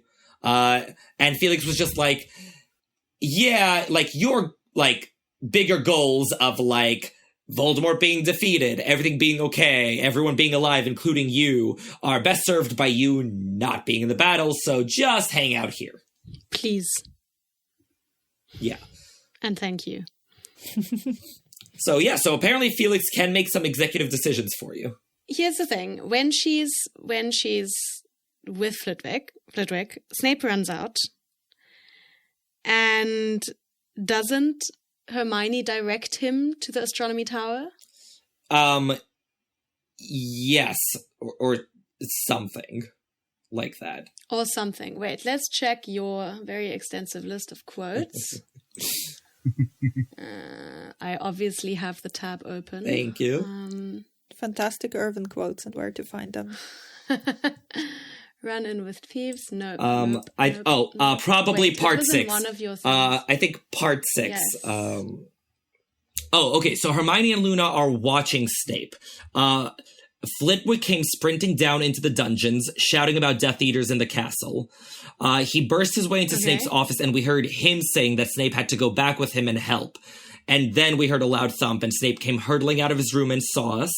Okay. And he told Hermione and Luna to go take care of Flitwick while Snape went to fight the Death Eaters. So no, Hermione did not tell Snape where they were. Okay. No, okay. Then my theory is mildly void. Never mind. Yeah. But I think it was Felix that, like, told Hermione to let Snape pass her by, that, like, kept her taking care of a stunned Flitwick, which, like, how long can that really take? But it's like, yeah, like, you should stay here. Yes. I think that's what I was getting at, that, like, if we assume that the potion is omniscient, it would then know, which I think is also what Brianna is going for, it would then know to make Hermione let Snape pass so that he can go and kill Dumbledore. Which maybe you should go into detail with that again, because I don't know if everyone has read this article. Yeah. So basically, like, this right here is the evidence that Snape was on the good guy side, because Hermione, Ron's, and Ginny's goals are all, like, best served by, like, Voldemort being defeated, the good guys winning, so on and so forth. So the fact that, like, they let Snape go by means that Felix, A, is omniscient enough to know about Snape's loyalties, and B, like, is directing Hermione and Ron and Ginny to stand aside and let Snape enter the battle. And so this is why that essay by Brianna was so remarkable. The Felix Felicis understanding Severus's innocence. Because she was, like, again, 18 days after Half-Blood Prince came out, she pegged it. Here, I think I have a quote from her. Yeah. Hermione joins in, saying that she was stupid not to realize that Snape had stupefied Professor Flitwick. But for someone waiting to catch Snape betraying the Order, how could liquid luck not help her out? The answer to both of these is that Felix Felicis was working to Ron and Hermione's advantage. Dumbledore knew about the unbreakable vow, and knew that Draco or Snape must kill him in order for Snape to live. He had ordered Snape to kill him when the time arose. This being the case, Snape never betrayed the Order at all. So Hermione wouldn't have stopped him because he was on her side the whole time. The same goes for Ron. He didn't stop Draco and the Death Eaters because it would have interfered with Dumbledore's plan to have Snape kill him. 18 days after Half-Blood Prince came out. That is incredible, to be honest. Right! It's pretty good. Which also means that, like, how fast does she read the book? I mean, in fairness, like, How fast is we it? all read it in a day or two. We all read it. Yeah, I was going to say, how long do you need to read a book? I'm a slow reader, so I take longer to read things. And if you have to work as well, for example, some of us have lives. Taavi, did you have lives in 2005 and you had to work? Don't be silly. How old are you? Lives. No. I think it was probably a question of being too young. When the last book came out that I'd been looking forward to for like a year, I got it after work and I read through the night and I finished it the next morning.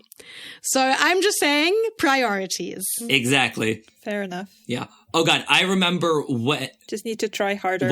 So the 7th Cormoran Strike book came out, and it was tax season at work. And so, yes, I did actually have to go to work. And so I was reading like every free minute I had. I was reading on my morning commute, on my evening commute, during lunch, like all evening. And so then I'm like there on my morning commute, la-di-da-di-da. And then literally as we're pulling into my station, I turn the page and there is an epic character death. And I was like, no! And I had to go into work and I was already running late. It was the earliest lunch I took in my life. It was like 11 a.m. and I was like, oh, well, would you look at the time? I'm absolutely famished. I'm gonna go grab my 11 a.m. lunch. So I gotta keep reading. So sorry, bye. Yeah, no, it was definitely easier before we all had jobs. Yeah. Not very European of you, man. Not very, very European. Very US. Yeah. 11 a.m. lunch. I mean, I'm usually eating lunch at like 3 p.m. and everyone's like, are you okay? And I was like, no, there's a fictional character death I'm trying to process. You see, Ron would be eating regardless of what happened. True. Yeah. He would have 11 Z's, second breakfast, then lunch. Mm-hmm. All the He things. is not a hobbit. He's basically a He's as hobbit. close to a hobbit we can get. Okay, and so there is one other scene that I want to zero in on where Felix Felicis plays out, and that is Harry interacting with the fat lady. And mind you, at this point, Harry is like, oh, Felix must be wearing off because I nearly ran into Peeves. And I was like, oh, Harry, Felix is at the height of its powers right now. Because Harry is acting so wildly out of character in his interaction with the fat lady. And he's like, and the fat lady was in an unhelpful mood. And it's like, Harry, that is because you are sassier and more entitled than you have ever been in this series. Because, like, generally, when people get to the fat lady in the middle of the night, she's just like, what kind of time do you call this? And gives them a mini lecture. Or she just, like, lets them in and is trying not to wake up. Here, she's, like, about to start lecturing him. And he cuts off. He's like, I had to go out for something important. And that just sets her off. And, like, reading the scene, I was like, what the hell, Harry? Because she's like, well, the password changed at midnight. And he starts questioning, like, why did it have to change at midnight? And it's like, Harry, when do you imagine passwords change? Like, midnight really kind of seems like the correct time for it. And so then that gets her to mention Dumbledore. And then Harry goes all Draco Malfoy and seems like, the headmaster will hear about this. I will tell Dumbledore. Oh, if only Draco knew, he'd be so proud. Well, no, he wouldn't be, but still. Right? And I was like, this is so out of character. Like, this would never pass muster in a fanfic. Because, like, a year ago, a teacher was making him carve letters into his hand in blood. And he's just like, I don't want to tell Dumbledore. I don't want to bother him.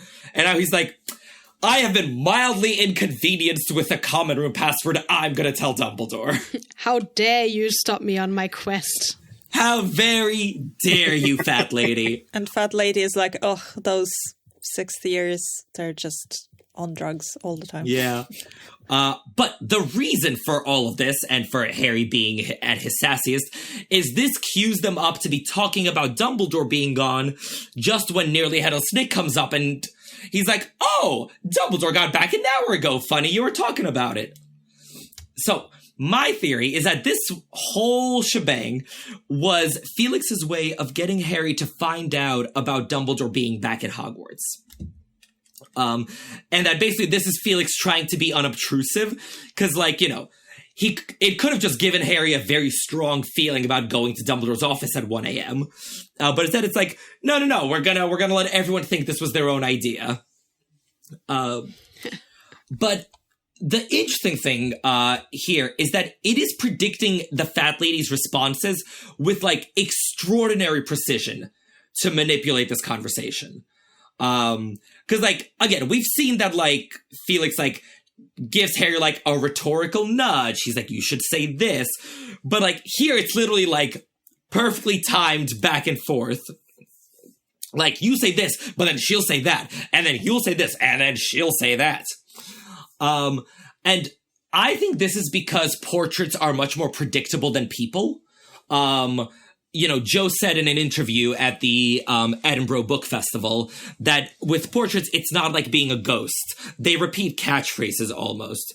So I think portraits are predictable enough that Felix Felicis, in its sentience, like, knows how portraits will react to, like, anything you might say and plans accordingly. But, like, it's still a very, very impressive, a very, like, meticulously executed bit of dialogue. I am very much inclined to agree with this assessment as well. I think it makes a lot of sense. Yay! Same. Well, look at that. 2 hours in, and I think we finally figured it out how Felix Felicis works. Maybe. Kind of. Sort of. We still have some things left to do. Yes, magic. Happy magic. We also have to talk a little bit about limitations on Felix Felicis. Yeah. What's it actually good for? What it can't do? And are there any people that may or may not be able to use it? Yeah. So, like, once something like this is introduced, like, you gotta place very clear limits on it. Limits and rules. And, like, this has come up a lot in the potion series of, like, what are the rules? What are the limits? Why is everyone not just taking it all the time? And I feel like Joe got more and more careful about this as the series went on. And she was like, oh, like, the level of scrutiny these books are subject to, I need to, like, dot my I's and cross my T's. So, like, in book 5, she smashed all the time turners type thing. So with Felix Felicis, it takes 6 months to brew, which is an explanation for why everyone isn't just, like, whipping it up, like, anytime they have a big day coming up. And according to Slughorn, it's desperately tricky to make and disastrous to get wrong. And, like, I think disastrous, like, means disastrous, like, much worse than spending a month as a cat. So that's another reason that, like, really only the best of the best are going to be doing it. Yeah. I mean, that first disaster might not be considered a disaster to most people, or some people. Yeah. A month as a cat, some people might drink it for that. Yeah. I will also say this is why the Book of Potions stuff about how the potion is made, I don't really take as canon, because those instructions seem very easy, barely an inconvenience. It's just like, add an egg, cut up quills, add a tincture of thyme, stir slowly, heat the cauldron, stir vigorously, you're done. Maybe you're just an amazing potioneer. Yeah. You know what? If you're playing the Book of Potions, I suppose you are. And this even comes up in class, where someone is like, why not take it all the time? And Slughorn says, if taken in excess, it causes giddiness, recklessness, and dangerous overconfidence. Too much of a good thing, highly toxic in large quantities. Yeah. Like, I guess you could only take it for, like, a couple days in your entire life. Like, sort of 3-4 days tops. Yeah, I'm also, like we were in the beginning of the episode here, like, the costs of this, and the reason why Umbridge wouldn't be drinking this to help find the DA is because if we're saying it takes 6 months of painstaking effort, in a world where most things take next to none because magic, how obscenely expensive could Felix Felicis actually be? Oh, ridiculously. Like, I'm imagining, like, it to be like a broomstick level. Not a firebolt, but maybe a clean sweep 7. Oh, I would say more. Like Me too. buy a good broom or buy a bottle for a day of ecstasy. Are we going by broom? Yes, we're going by broom. Well, because, okay, in order for this world building not to break down, Felix needs to be prohibitively expensive. Because, like, if it were available on the free market, like, people would just take it. Like, Umbridge would take it, Fudge would take it, like, you know, the Oars would take it. Like, someone would be taking it. Yeah. So I think you have to pay, A, for the very, very rare ingredients, B, for 6 months of a very, very skilled potioneer's efforts. And, like, I think it is, like, you know, you're, like, it's not simmering in the background for 6 months. You are constantly working with it. And, like, I'm guessing very, very skilled potioneers have very, very lucrative, you know, businesses making other potions. So in order to tear them away from literally everything else for 6 months to get this potion, it would have to cost, like, thousands of galleons. Yeah. Do you know who would have the patience to do this and who shows a lot of patience specifically in this book, doing something that other wizards would not have the patience for? Yeah. It's Draco. Like in those in those months that he's fixing that cabinet, working on doing that for such a long time, at the same time coming up with other plans to kill Dumbledore. Bad plans. But Bad plans, this is true, but he has the patience to pull through. oh, I disagree. If he had... You disagree, I totally really? disagree. Why? Because he didn't expect it to take that long. There's a lot of evidence, and again, I researched this for the Malfoy book, right. that basically Draco expected this to be done in a matter of weeks. Like, he thought, like, you know, Halloween tops. Because if he thought it would be a year-long process, he wouldn't be, like, skipping his homework only to then land in detention, which takes longer than doing the homework. Like, you know, he wouldn't be ditching the Quidditch match because, like, you know, this is a 10-month process. Like, I think Draco very much expected this to be done very quickly. And when he gets frustrated that it's not getting done is when the opal necklace and the poisoned mead come in. So, yeah, I don't think Draco had the patience, he just had the desperation for it. But don't you think that if he had known... Oh, if he had known... No, because he yeah. If he had he known... He eyes the potion. I don't know. I actually think you're right, because he eyes the potion in the potions class when they find out about it. Yeah. But then he doesn't go that route. Right. So I think you're right. He wouldn't have had the patience. He tried. He wouldn't, like... That would have actually been the easiest way for him, probably. Yes. Is if he had decided, okay, you know what, it's going to take 6 months, but my best way right now is to brew this potion. Yes. Well, it might take 6 months because there's nothing to say that even if he had the 6 months that he would actually get it right. Because he has to go to class, he has everything else to maintain appearances. Like, yeah, that's true. I don't know if being a full-time student and part-time Death Eater is conducive to whipping up Felix. Yeah, like, for Slughorn, he's like, he's in class, potions with him in the class, he can manage it, like, hour by hour that way without it being an issue, but anyone else who's not spending every waking moment in the potions classroom is not gonna have the ability to maintain it. Yeah. I'd also say that, like, I feel like this tells us how much Felix might go for price-wise, because Draco doesn't buy it. And mind you, Draco, as part of his harebrained schemes, gets the opal necklace, which is 1,500 galleons. And so he gets that as like a Hail Mary pass, but he doesn't get Felix, which would actually be much more effective. So it clearly costs at least in excess of 1,500 galleons. That's probably fair. Yeah. And the Malfoys have a lot of money. They do. So we're kind of dealing with a very, very, very expensive piece of potion, which also makes it interesting as to why they would even have to say, hey, it's banned in tests. When if anyone is buying this for a test at Hogwarts, we have a very different problem. Well, there could be other tests. yeah, that could be like your Outside of oral Hogwarts that are important. examination, or something like that. Like it Yeah. could be your OWLs, which really do kind of make or break your entire future. Yeah, but if you can afford 1,500 galleons for just a drink, you might be set for the future anyway. True. Why do you think Slughorn made it in the first place? He's a very good teacher. I think this is sort of a very, very good way to immediately grab students' attention and impress them. Maybe, yeah. Don't you think he would have made it beforehand? Well, okay, no, wait. First on that. He didn't know that he was going to be a teacher until not that long before the school year started, so he wouldn't have had the time to make it. Isn't that the only one that's not in the cauldron? Yes.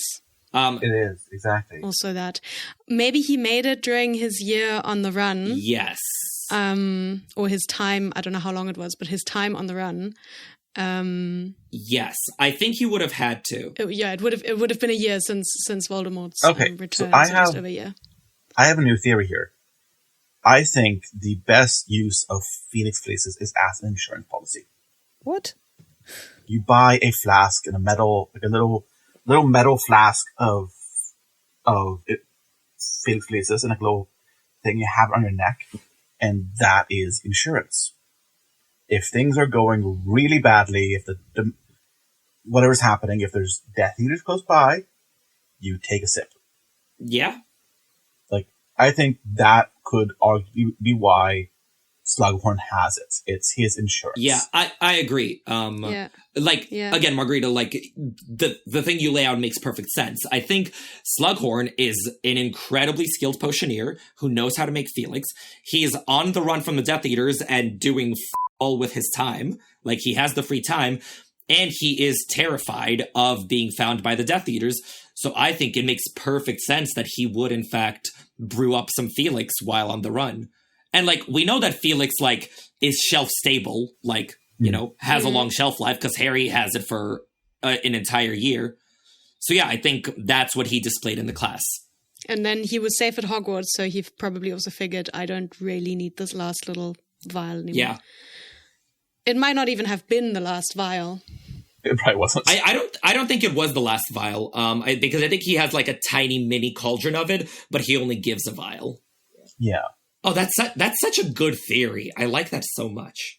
I mean, that's what I would do if I was him. Like, I'm not going anywhere without without Felix, because, like, what if anything happens? That is the perfect thing to have on your person at all times. Like, oh, I'm being mugged. Chug.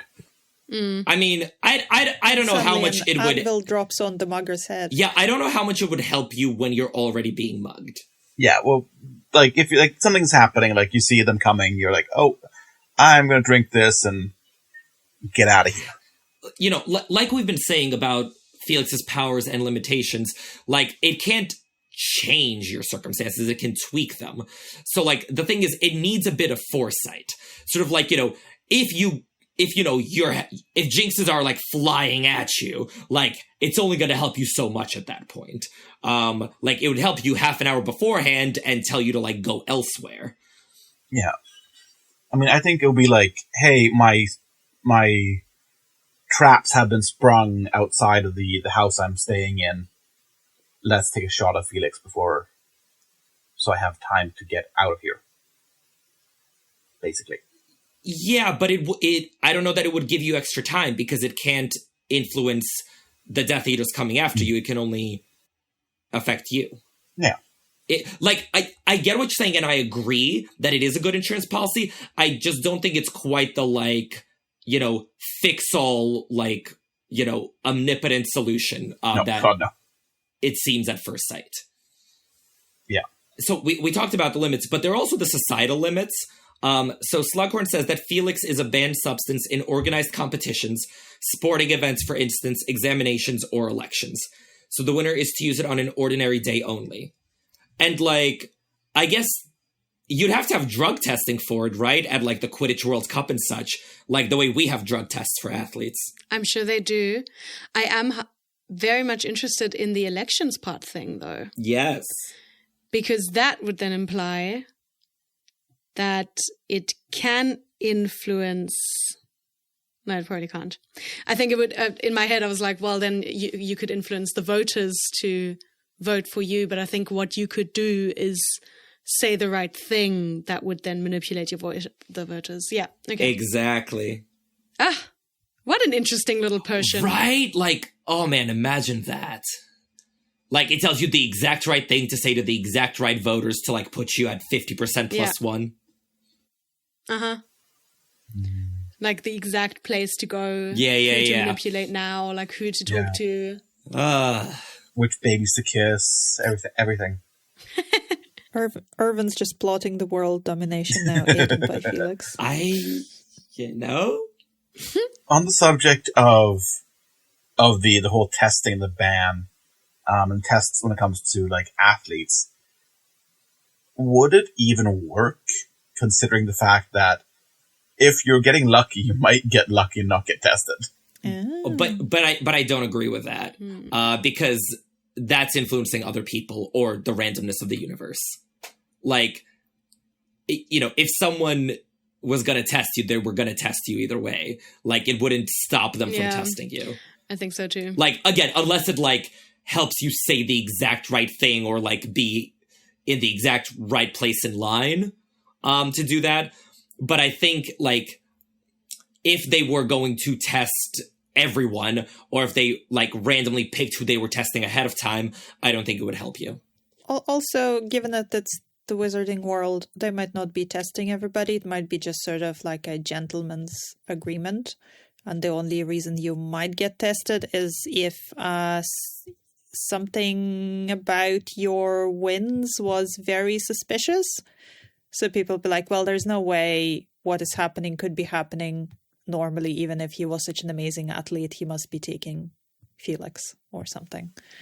And then there might be an investigation. But there might not be like routine testing necessarily. Well, we also don't know like how difficult the testing could be. Like it could be a fairly simple test to administer. It could be a little sip of Verde serum before you play. Oh. Take the one potion to check if you've taken the other potion. Oh, that's not going to be difficult at all. I mean, you take the potion and then you get asked, have you taken Felix Felicis? Yeah, that's what I mean. Or, you know, make an unbreakable vow that, like, you will not take Felix Felicis. That seems a bit excessive. I mean, they'll be effective. Yeah. As soon as you enter, like, a big Champions League kind of thing. Yeah, like, when you enter, like, a national team for the Quidditch World Cup, you have to make an unbreakable vow you won't take Felix on any competition days.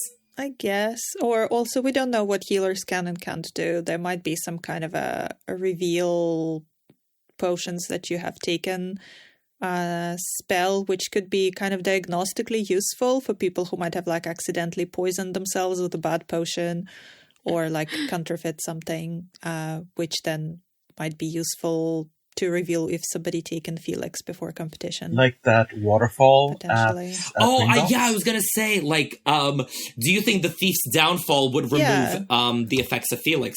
Oh, that's a very good point. That's the easiest one, because you could just get people walk through it, through a little decontamination shower, like and that's it. You should make an episode on that waterfall and what it can and can't do and how powerful it actually is. Man, we really should. I mean, it could be like a little, like a mist spray you walk through onto the stage or onto the pitch. I have to imagine that with that waterfall, it's proprietary goblin technology and they refuse to share it because, again, why not have it literally everywhere? That's possible, yes. Mm. Maybe it is. But then maybe in the future the relations have improved and there is some sharing of that'd be nice. Magical stuff. It would be nice, wouldn't it? Yeah. Because, like, at the very least, like, you should have it, like, at the entrance to the ministry. Like, you should probably have it, like, at the entrance to the Quidditch World Cup Stadium. You know, that type of thing. Well, you might not want to, like, soak people all the time. So you might only have it in places where you would deem it very, like, the most important, because people go in and out of the ministry for all sorts of mundane reasons. So you might want to only put something like that in, like, say before the most like at Department the Department of Magical Law. Yeah. Yeah. courtrooms and orders offices and such, yeah. Preventing any people using Polyjuice Potion from getting in and fixing the raining ceilings. But yeah, no, the Thief's Downfall is fascinating. Mm-hmm. So getting back to the question of like who's taking it or not taking it and when and why and all that, I want to like talk about like our theories about like who else may have taken it or should have taken it or would have taken it. So like in ye olden days of 2005, 2007, there were theories that like anyone and everyone like should have been going to Felix Anonymous meetings. Like especially Dumbledore and Voldemort and Snape and like sort of all the important characters. And again, I did mention that there are like two really good essays by Felicity and by Christie about like how Dumbledore and Snape might have been taking Felix. And, you know, like if opposing forces take it, like if Voldemort and Dumbledore both take Felix Felicis, does it cancel out? Like, I would hope so. My guess might be that if both are taking it, it forces a draw. Like neither can win, while the other survives, but neither can lose. Yeah, perfect. Nice little ad there. But I think neither one can win, but neither one can lose when they're taking it. So they're kind of like at a standstill. They're like, yeah, and then they won't stand off. They can't win, but they can't lose. There's no point in it if both are. Yeah. So, like, for example, if we assume that Slughorn arrives at Hogwarts with his little cauldron of Felix Felicis, do we think he took it at any point? Like, during the Battle of Hogwarts or anything like that? Oh, I definitely think you'd take it during the Battle of Hogwarts. Guaranteed. Yeah, I could see it. Me too. When else would you take it? That is... Hey, there's a battle coming. Let's take some liquid luck. Yeah. And we see him trying to avoid battle situations or confrontations. So I think if he knows that there's a battle coming, he'll give himself the edge he needs in whatever direction Felix will point him. Yeah. Yeah. 100%. Guaranteed. And I also imagine that you don't want to be a very anxious person in possession of Felix Felicis, because then you would just like take it at completely inappropriate times. Yeah. That is also true. Yeah. I will say that during the Battle of Hogwarts, Voldemort is dueling McGonagall, Slughorn, and Kingsley, and there was cold hatred in his face as they wove and ducked around him, unable to finish him. And it's like, okay, like, McGonagall, sure, she's a badass. Kingsley, absolutely makes sense. Slughorn, who is out of shape, who is getting on in years, as he keeps telling Dumbledore, being able to weave and duck around Voldemort's spells, I was like, I could see there being a bit of Felix there. Yeah. Maybe he's very good at shield charms. Yeah, but like, specifically the terms like weaving and ducking. Like, yeah, that seems like a bit more of a Felix assist. Yeah, the Great Whale isn't that agile. Do we think Slughorn would have offered a smidge to Dumbledore? Do you think Dumbledore would have taken it if you did offer? No. Why? I think Dumbledore wouldn't have taken it because he never knew when his crucial days were. Like, because it needs to be done in advance. I think so much of Dumbledore, like, Dumbledore's most important moments are reacting to things. You know, like, when Voldemort comes back, like, you know, by the time Dumbledore knows to take it, it's done. At the Department of Mysteries, I don't know that Dumbledore would have felt he needed to take it. You know, when hunting Horcruxes, like, there's a lot of Horcruxes to find. You can't be taking it every time you're about to find one.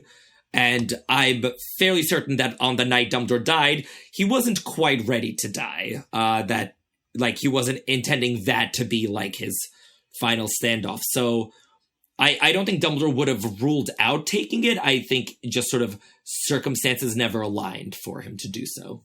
Okay. What about Voldemort? Because Voldemort, since, you know, a lot of his big evil plans are premeditated way in advance, like, I think Voldemort could have logistically taken it just fine. But I would assume he wouldn't want to rely on Felix, like the way he doesn't want to rely on anything else. Like, he is the all-powerful Lord Voldemort, the Dark Lord that everyone fears. Like, I don't think he feels he needs luck potion to get his way. Yeah. Pride cometh before the fall. Too arrogant. Yeah. Yeah, I think I agree. Which is ironic, because he really would have gotten the most out of it. Like, if he'd, taken a swig the night of his resurrection or during the battle at the Department of Mysteries, like, would have helped. You know who could have done with some Felix Felicis? Bertha Jorkins. Yeah. She would have rest in peace. Never met the people she shouldn't have met in the first place. Would have had a nice holiday and went home. Yeah. But again, how can you know these things? True, true. True. You know who should have taken it? Barty Crouch Sr. should have taken it the day of the Quidditch World Cup. Oh.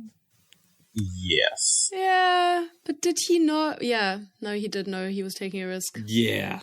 That's a very bad, no good day for him. Right, like maybe he hopes that this would be like the start of a slow rehabilitation, but yeah, that really would have been the perfect day for it. But could he even afford it? Probably not. No. Maybe he could make it.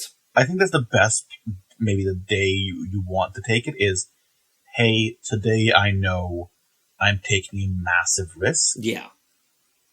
Let's take some Felix Felicis. Yeah. But also, like, could he actually make that at home, considering who he has at home? Depends how confident he is in his Imperious Curse. Depends how good he was at potions. Because we know he's a very powerful, very skilled wizard, but we don't specifically know what his affinities are. Yeah. So the one person that I think might have also been popping Felix here and there is Snape. Yes. We definitely know that he has the skills to make it. We definitely know that he has circumstances where he might need it. I would assume that if he had, like, a bit of it lying around, for emergencies, I think he would have taken a swig before going to Voldemort in the graveyard post-resurrection. Yeah. I think that is such a risky and such a delicate situation. And, Snape would have been like, no, I'm a need that little angel on my shoulder telling me what to say to get out of this. Because the fact that he got out of it, and wasn't crucioed into next week, is remarkable.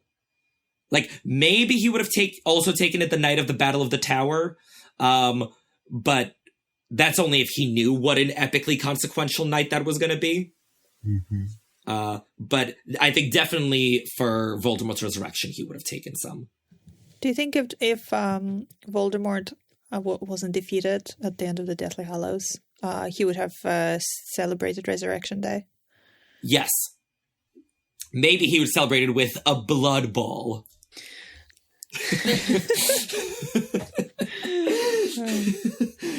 Oh, it's the stupidest thing. But yeah, can you guys think of any other sort of Felix instances? Well, I'm glad no one really did, or at least we didn't know, because that would have, as we said, broken the story a lot more, or the world, if we were constantly suspecting people of taking Felix. Yes. Obviously, you were saying that people suspected that everyone was doing it all the time. Yes. But I think we can generally rule out that everyone was taking it every time someone got lucky. We can also just assume that some people are lucky, or situations happen and people know how to react. Coincidences do happen. Yes. Unless they're a wizarding billionaire, the odds of them taking it are slim to none. Yeah. Harry should have checked his vault, because he's rich. So I wonder if his relations have put some in the corner. Is he as rich as Malfoy? Unclear. According to Draco, his dad is rich, but Harry's dad is dead, so... So who's better off? Harry's rich in his own right, whereas Draco has daddy's money. Now, I believe the Potters were a wealthy wizarding family, not on the level of the Malfoys. Yeah, I don't think they had that kind of old money. Yeah. Yeah. They did have old money, but not the same level, because we do know they are descendant of the Peverells, of course. but they're a cadet branch, not the main branch. I think after Order of the Phoenix, Harry is in the same wealth category as Draco. But that's due to Draco and not due to Harry. That's due to Sirius. Yeah, Sirius Black. Oh, due to Sirius. Oh, okay. I was thinking due to... Because he inherits the Black family fortune as well. Yes, but also lots of the assets get seized from the Malfoy estate. Yeah. That's how you get rid of your enemies. You just tattletale to the police about all your crimes. Yay. I will say, like, this whole potion series makes me appreciate sort of the difference between potions and, like, regular magic, like we talked about at the beginning, is, like, I feel like so much of magic is, like, instant gratification. Like, you want to the thing, you cast the spell, the thing happens. And potions are the one branch of magic that, like, takes so much more time and is so much more deliberate and you know, requires forethought. And so, like, it kind of makes you appreciate, like, Snape's whole monologue at the beginning of Sorcerer's Stone. You know, as there's little foolish wand waving here, many of you will hardly believe this is magic. I don't expect you will really understand the beauty of the softly simmering cauldron with its shimmering fumes, the delicate power of liquids that creep through human veins, bewitching the mind, ensnaring the senses. Like, yeah. I can see how a lot of wizards wouldn't have the patience or the respect for potions because of how complex it is and how much delayed gratification there is. Whereas then the potioneers would be, like, really, really into it.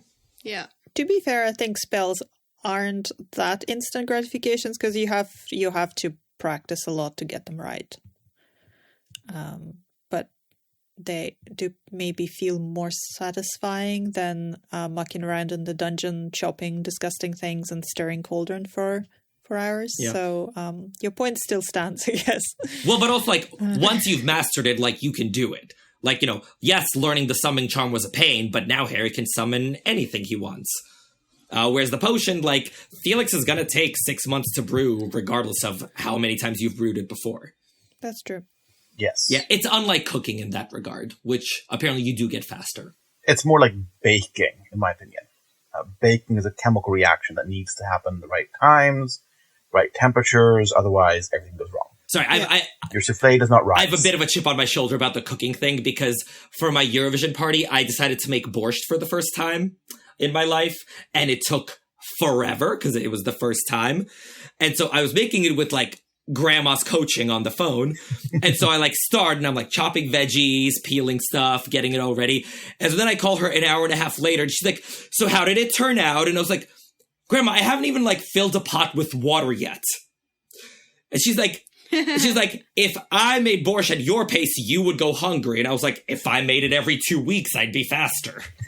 Well, I think also just chopping takes a long time, unless you're like a professional chef. Yeah.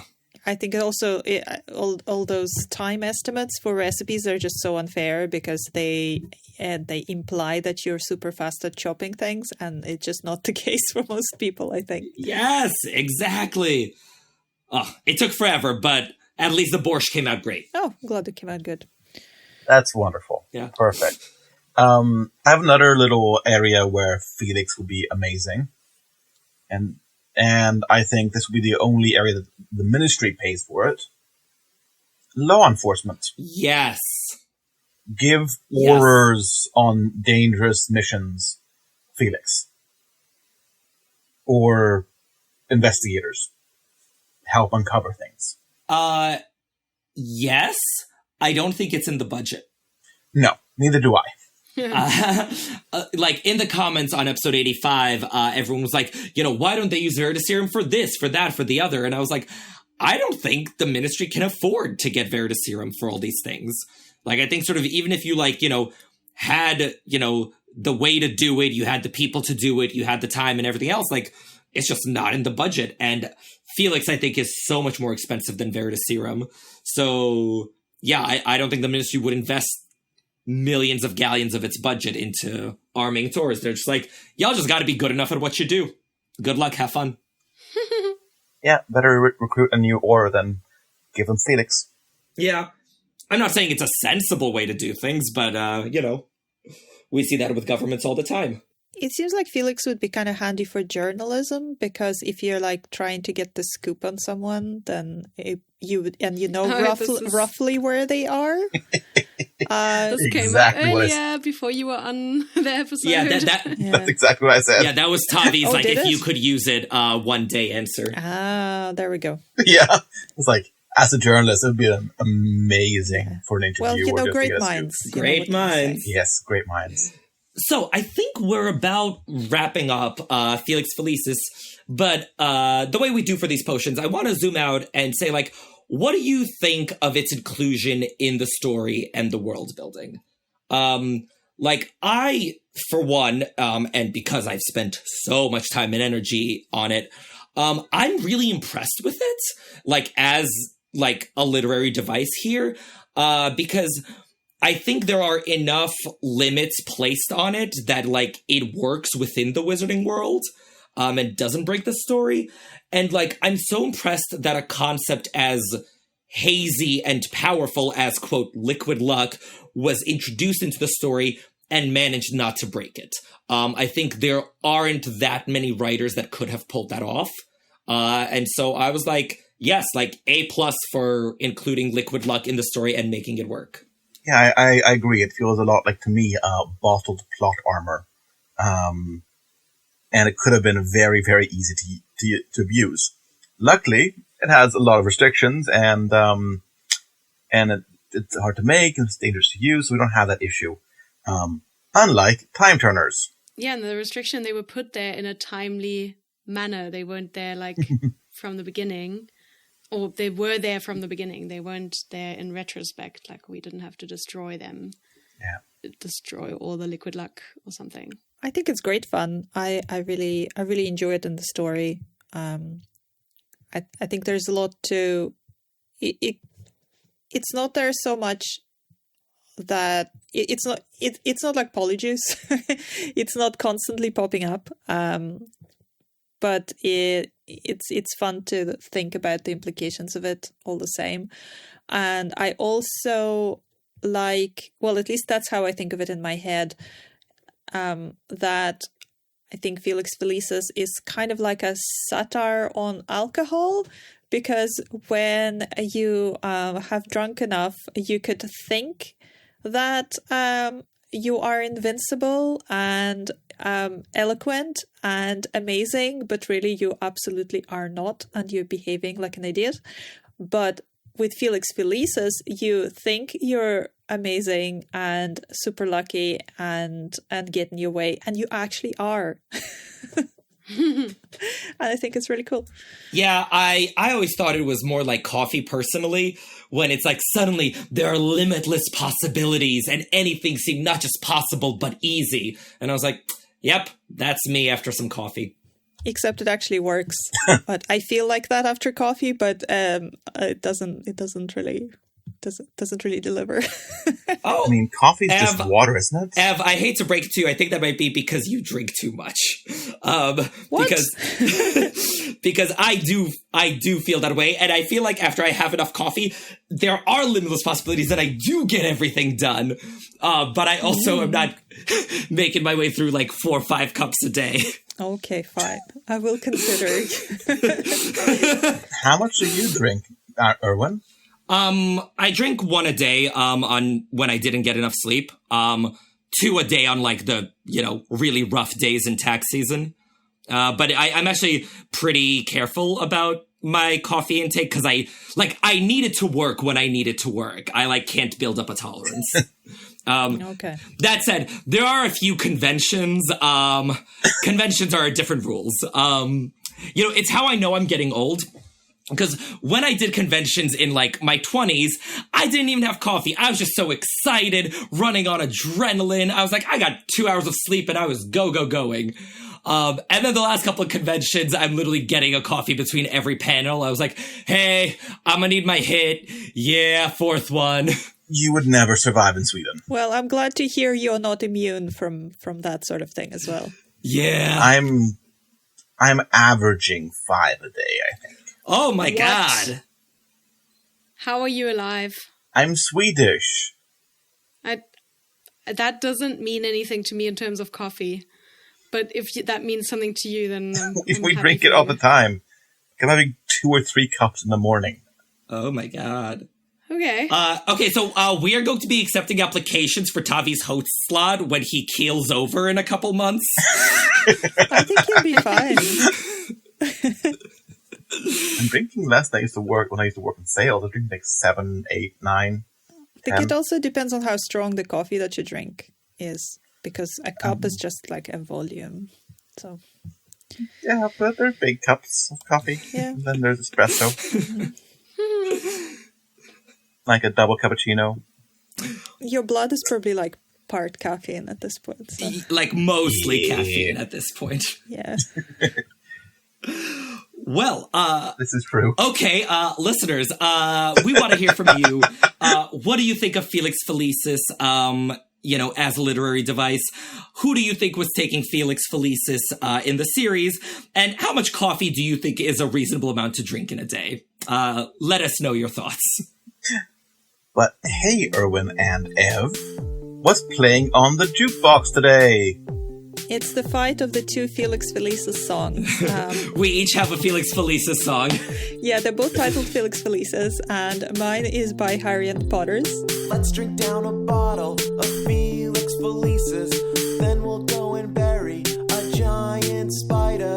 We'll reveal ourselves to a Hogwarts professor when we're sneaking out of the castle at night.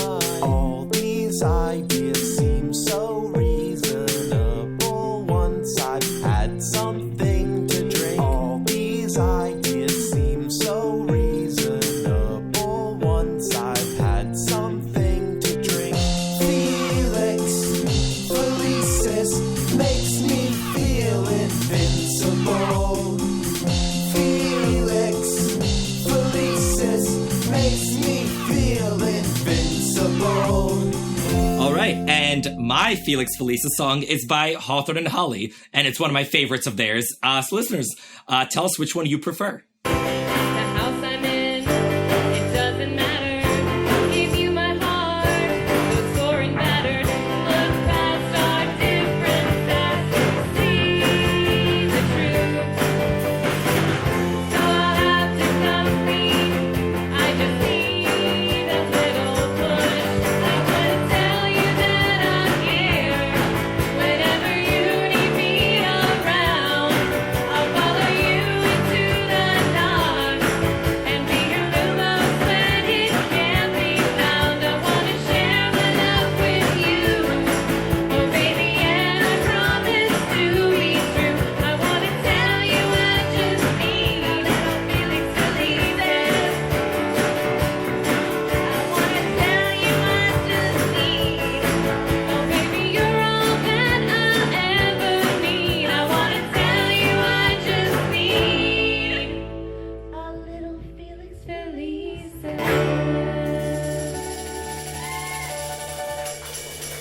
Yeah, both great.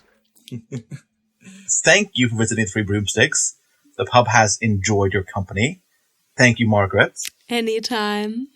Tell us, please, where can we follow you? And if you have any plugs, let us know and we'll add them to the show notes and website.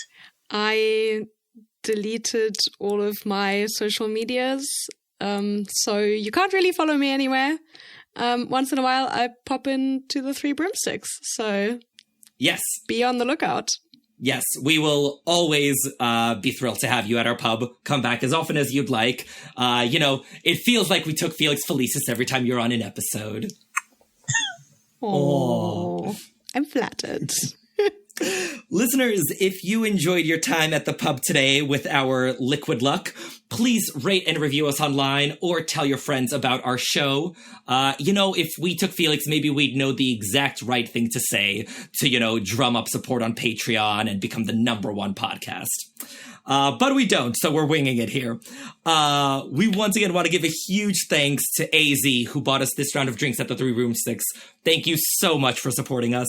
Thank you. Yay! Thank you. And listeners, if you want to buy us the next round, please head on over to patreon.com/3broomsticks with the numeral 3 to sign up. We'd really appreciate it.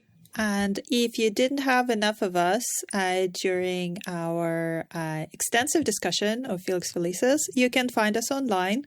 We are on various social media channels, which you can find on our website and in the show notes. So if you'd like to know more about our upcoming Patreon releases, and you want to play our emoji game that we sometimes do, and you want to know what other episodes are coming up, you will see it all on our social media. If you don't fancy social media, you can always contact us by email or chat with us on the website, which is 3broomstickspod.com. That's with the 3 spelled out. And you can also submit a topic and let us know your thoughts any way you want. Social media, website, owl, smoke signals. We love to hear from you.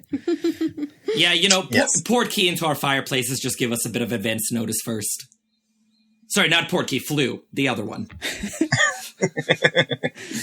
And we do not have LinkedIn, of course. Next time... Not yet. If you want us to have LinkedIn, let us Yes. know. We will do LinkedIn if we have enough people. Next time at the 3 Broomsticks, we're back to the same subject. We'll be discussing Felix Felicis, the chapter in Half-Blood Prince, chapter 14. Oh, the chapter where no one takes Felix Felicis. Yeah. Exactly, but the chapter name. So, very exciting. Of course, my name has been Taavi. I'm Irvin. And I'm Ev. Thank you for listening. See you next time in the 3 Broomsticks. Cheers! Give me big old buckets of butterbeer. Give me big old barrels of butterbeer. Give me the drink I love so dear. And another round for my friend right here of the sweet old butterbeer. This episode of The 3 Broomsticks was edited by Patrick Musilek. The theme song was written and performed by the Faithful Sidekicks. Make sure to check them out at thefaithfulsidekicks.com. So I'm going to squeak my chair, see if it picks up. No. Okay, seems fine. It's a pretty good mic. I recorded podcasts with my kids the other day. And I used the mic. Oh yeah, what about? Children's rights. It was very cute. They're grade 3, and then they got like a different children's right. And then they all had to like present their children's right, and it was quite cute.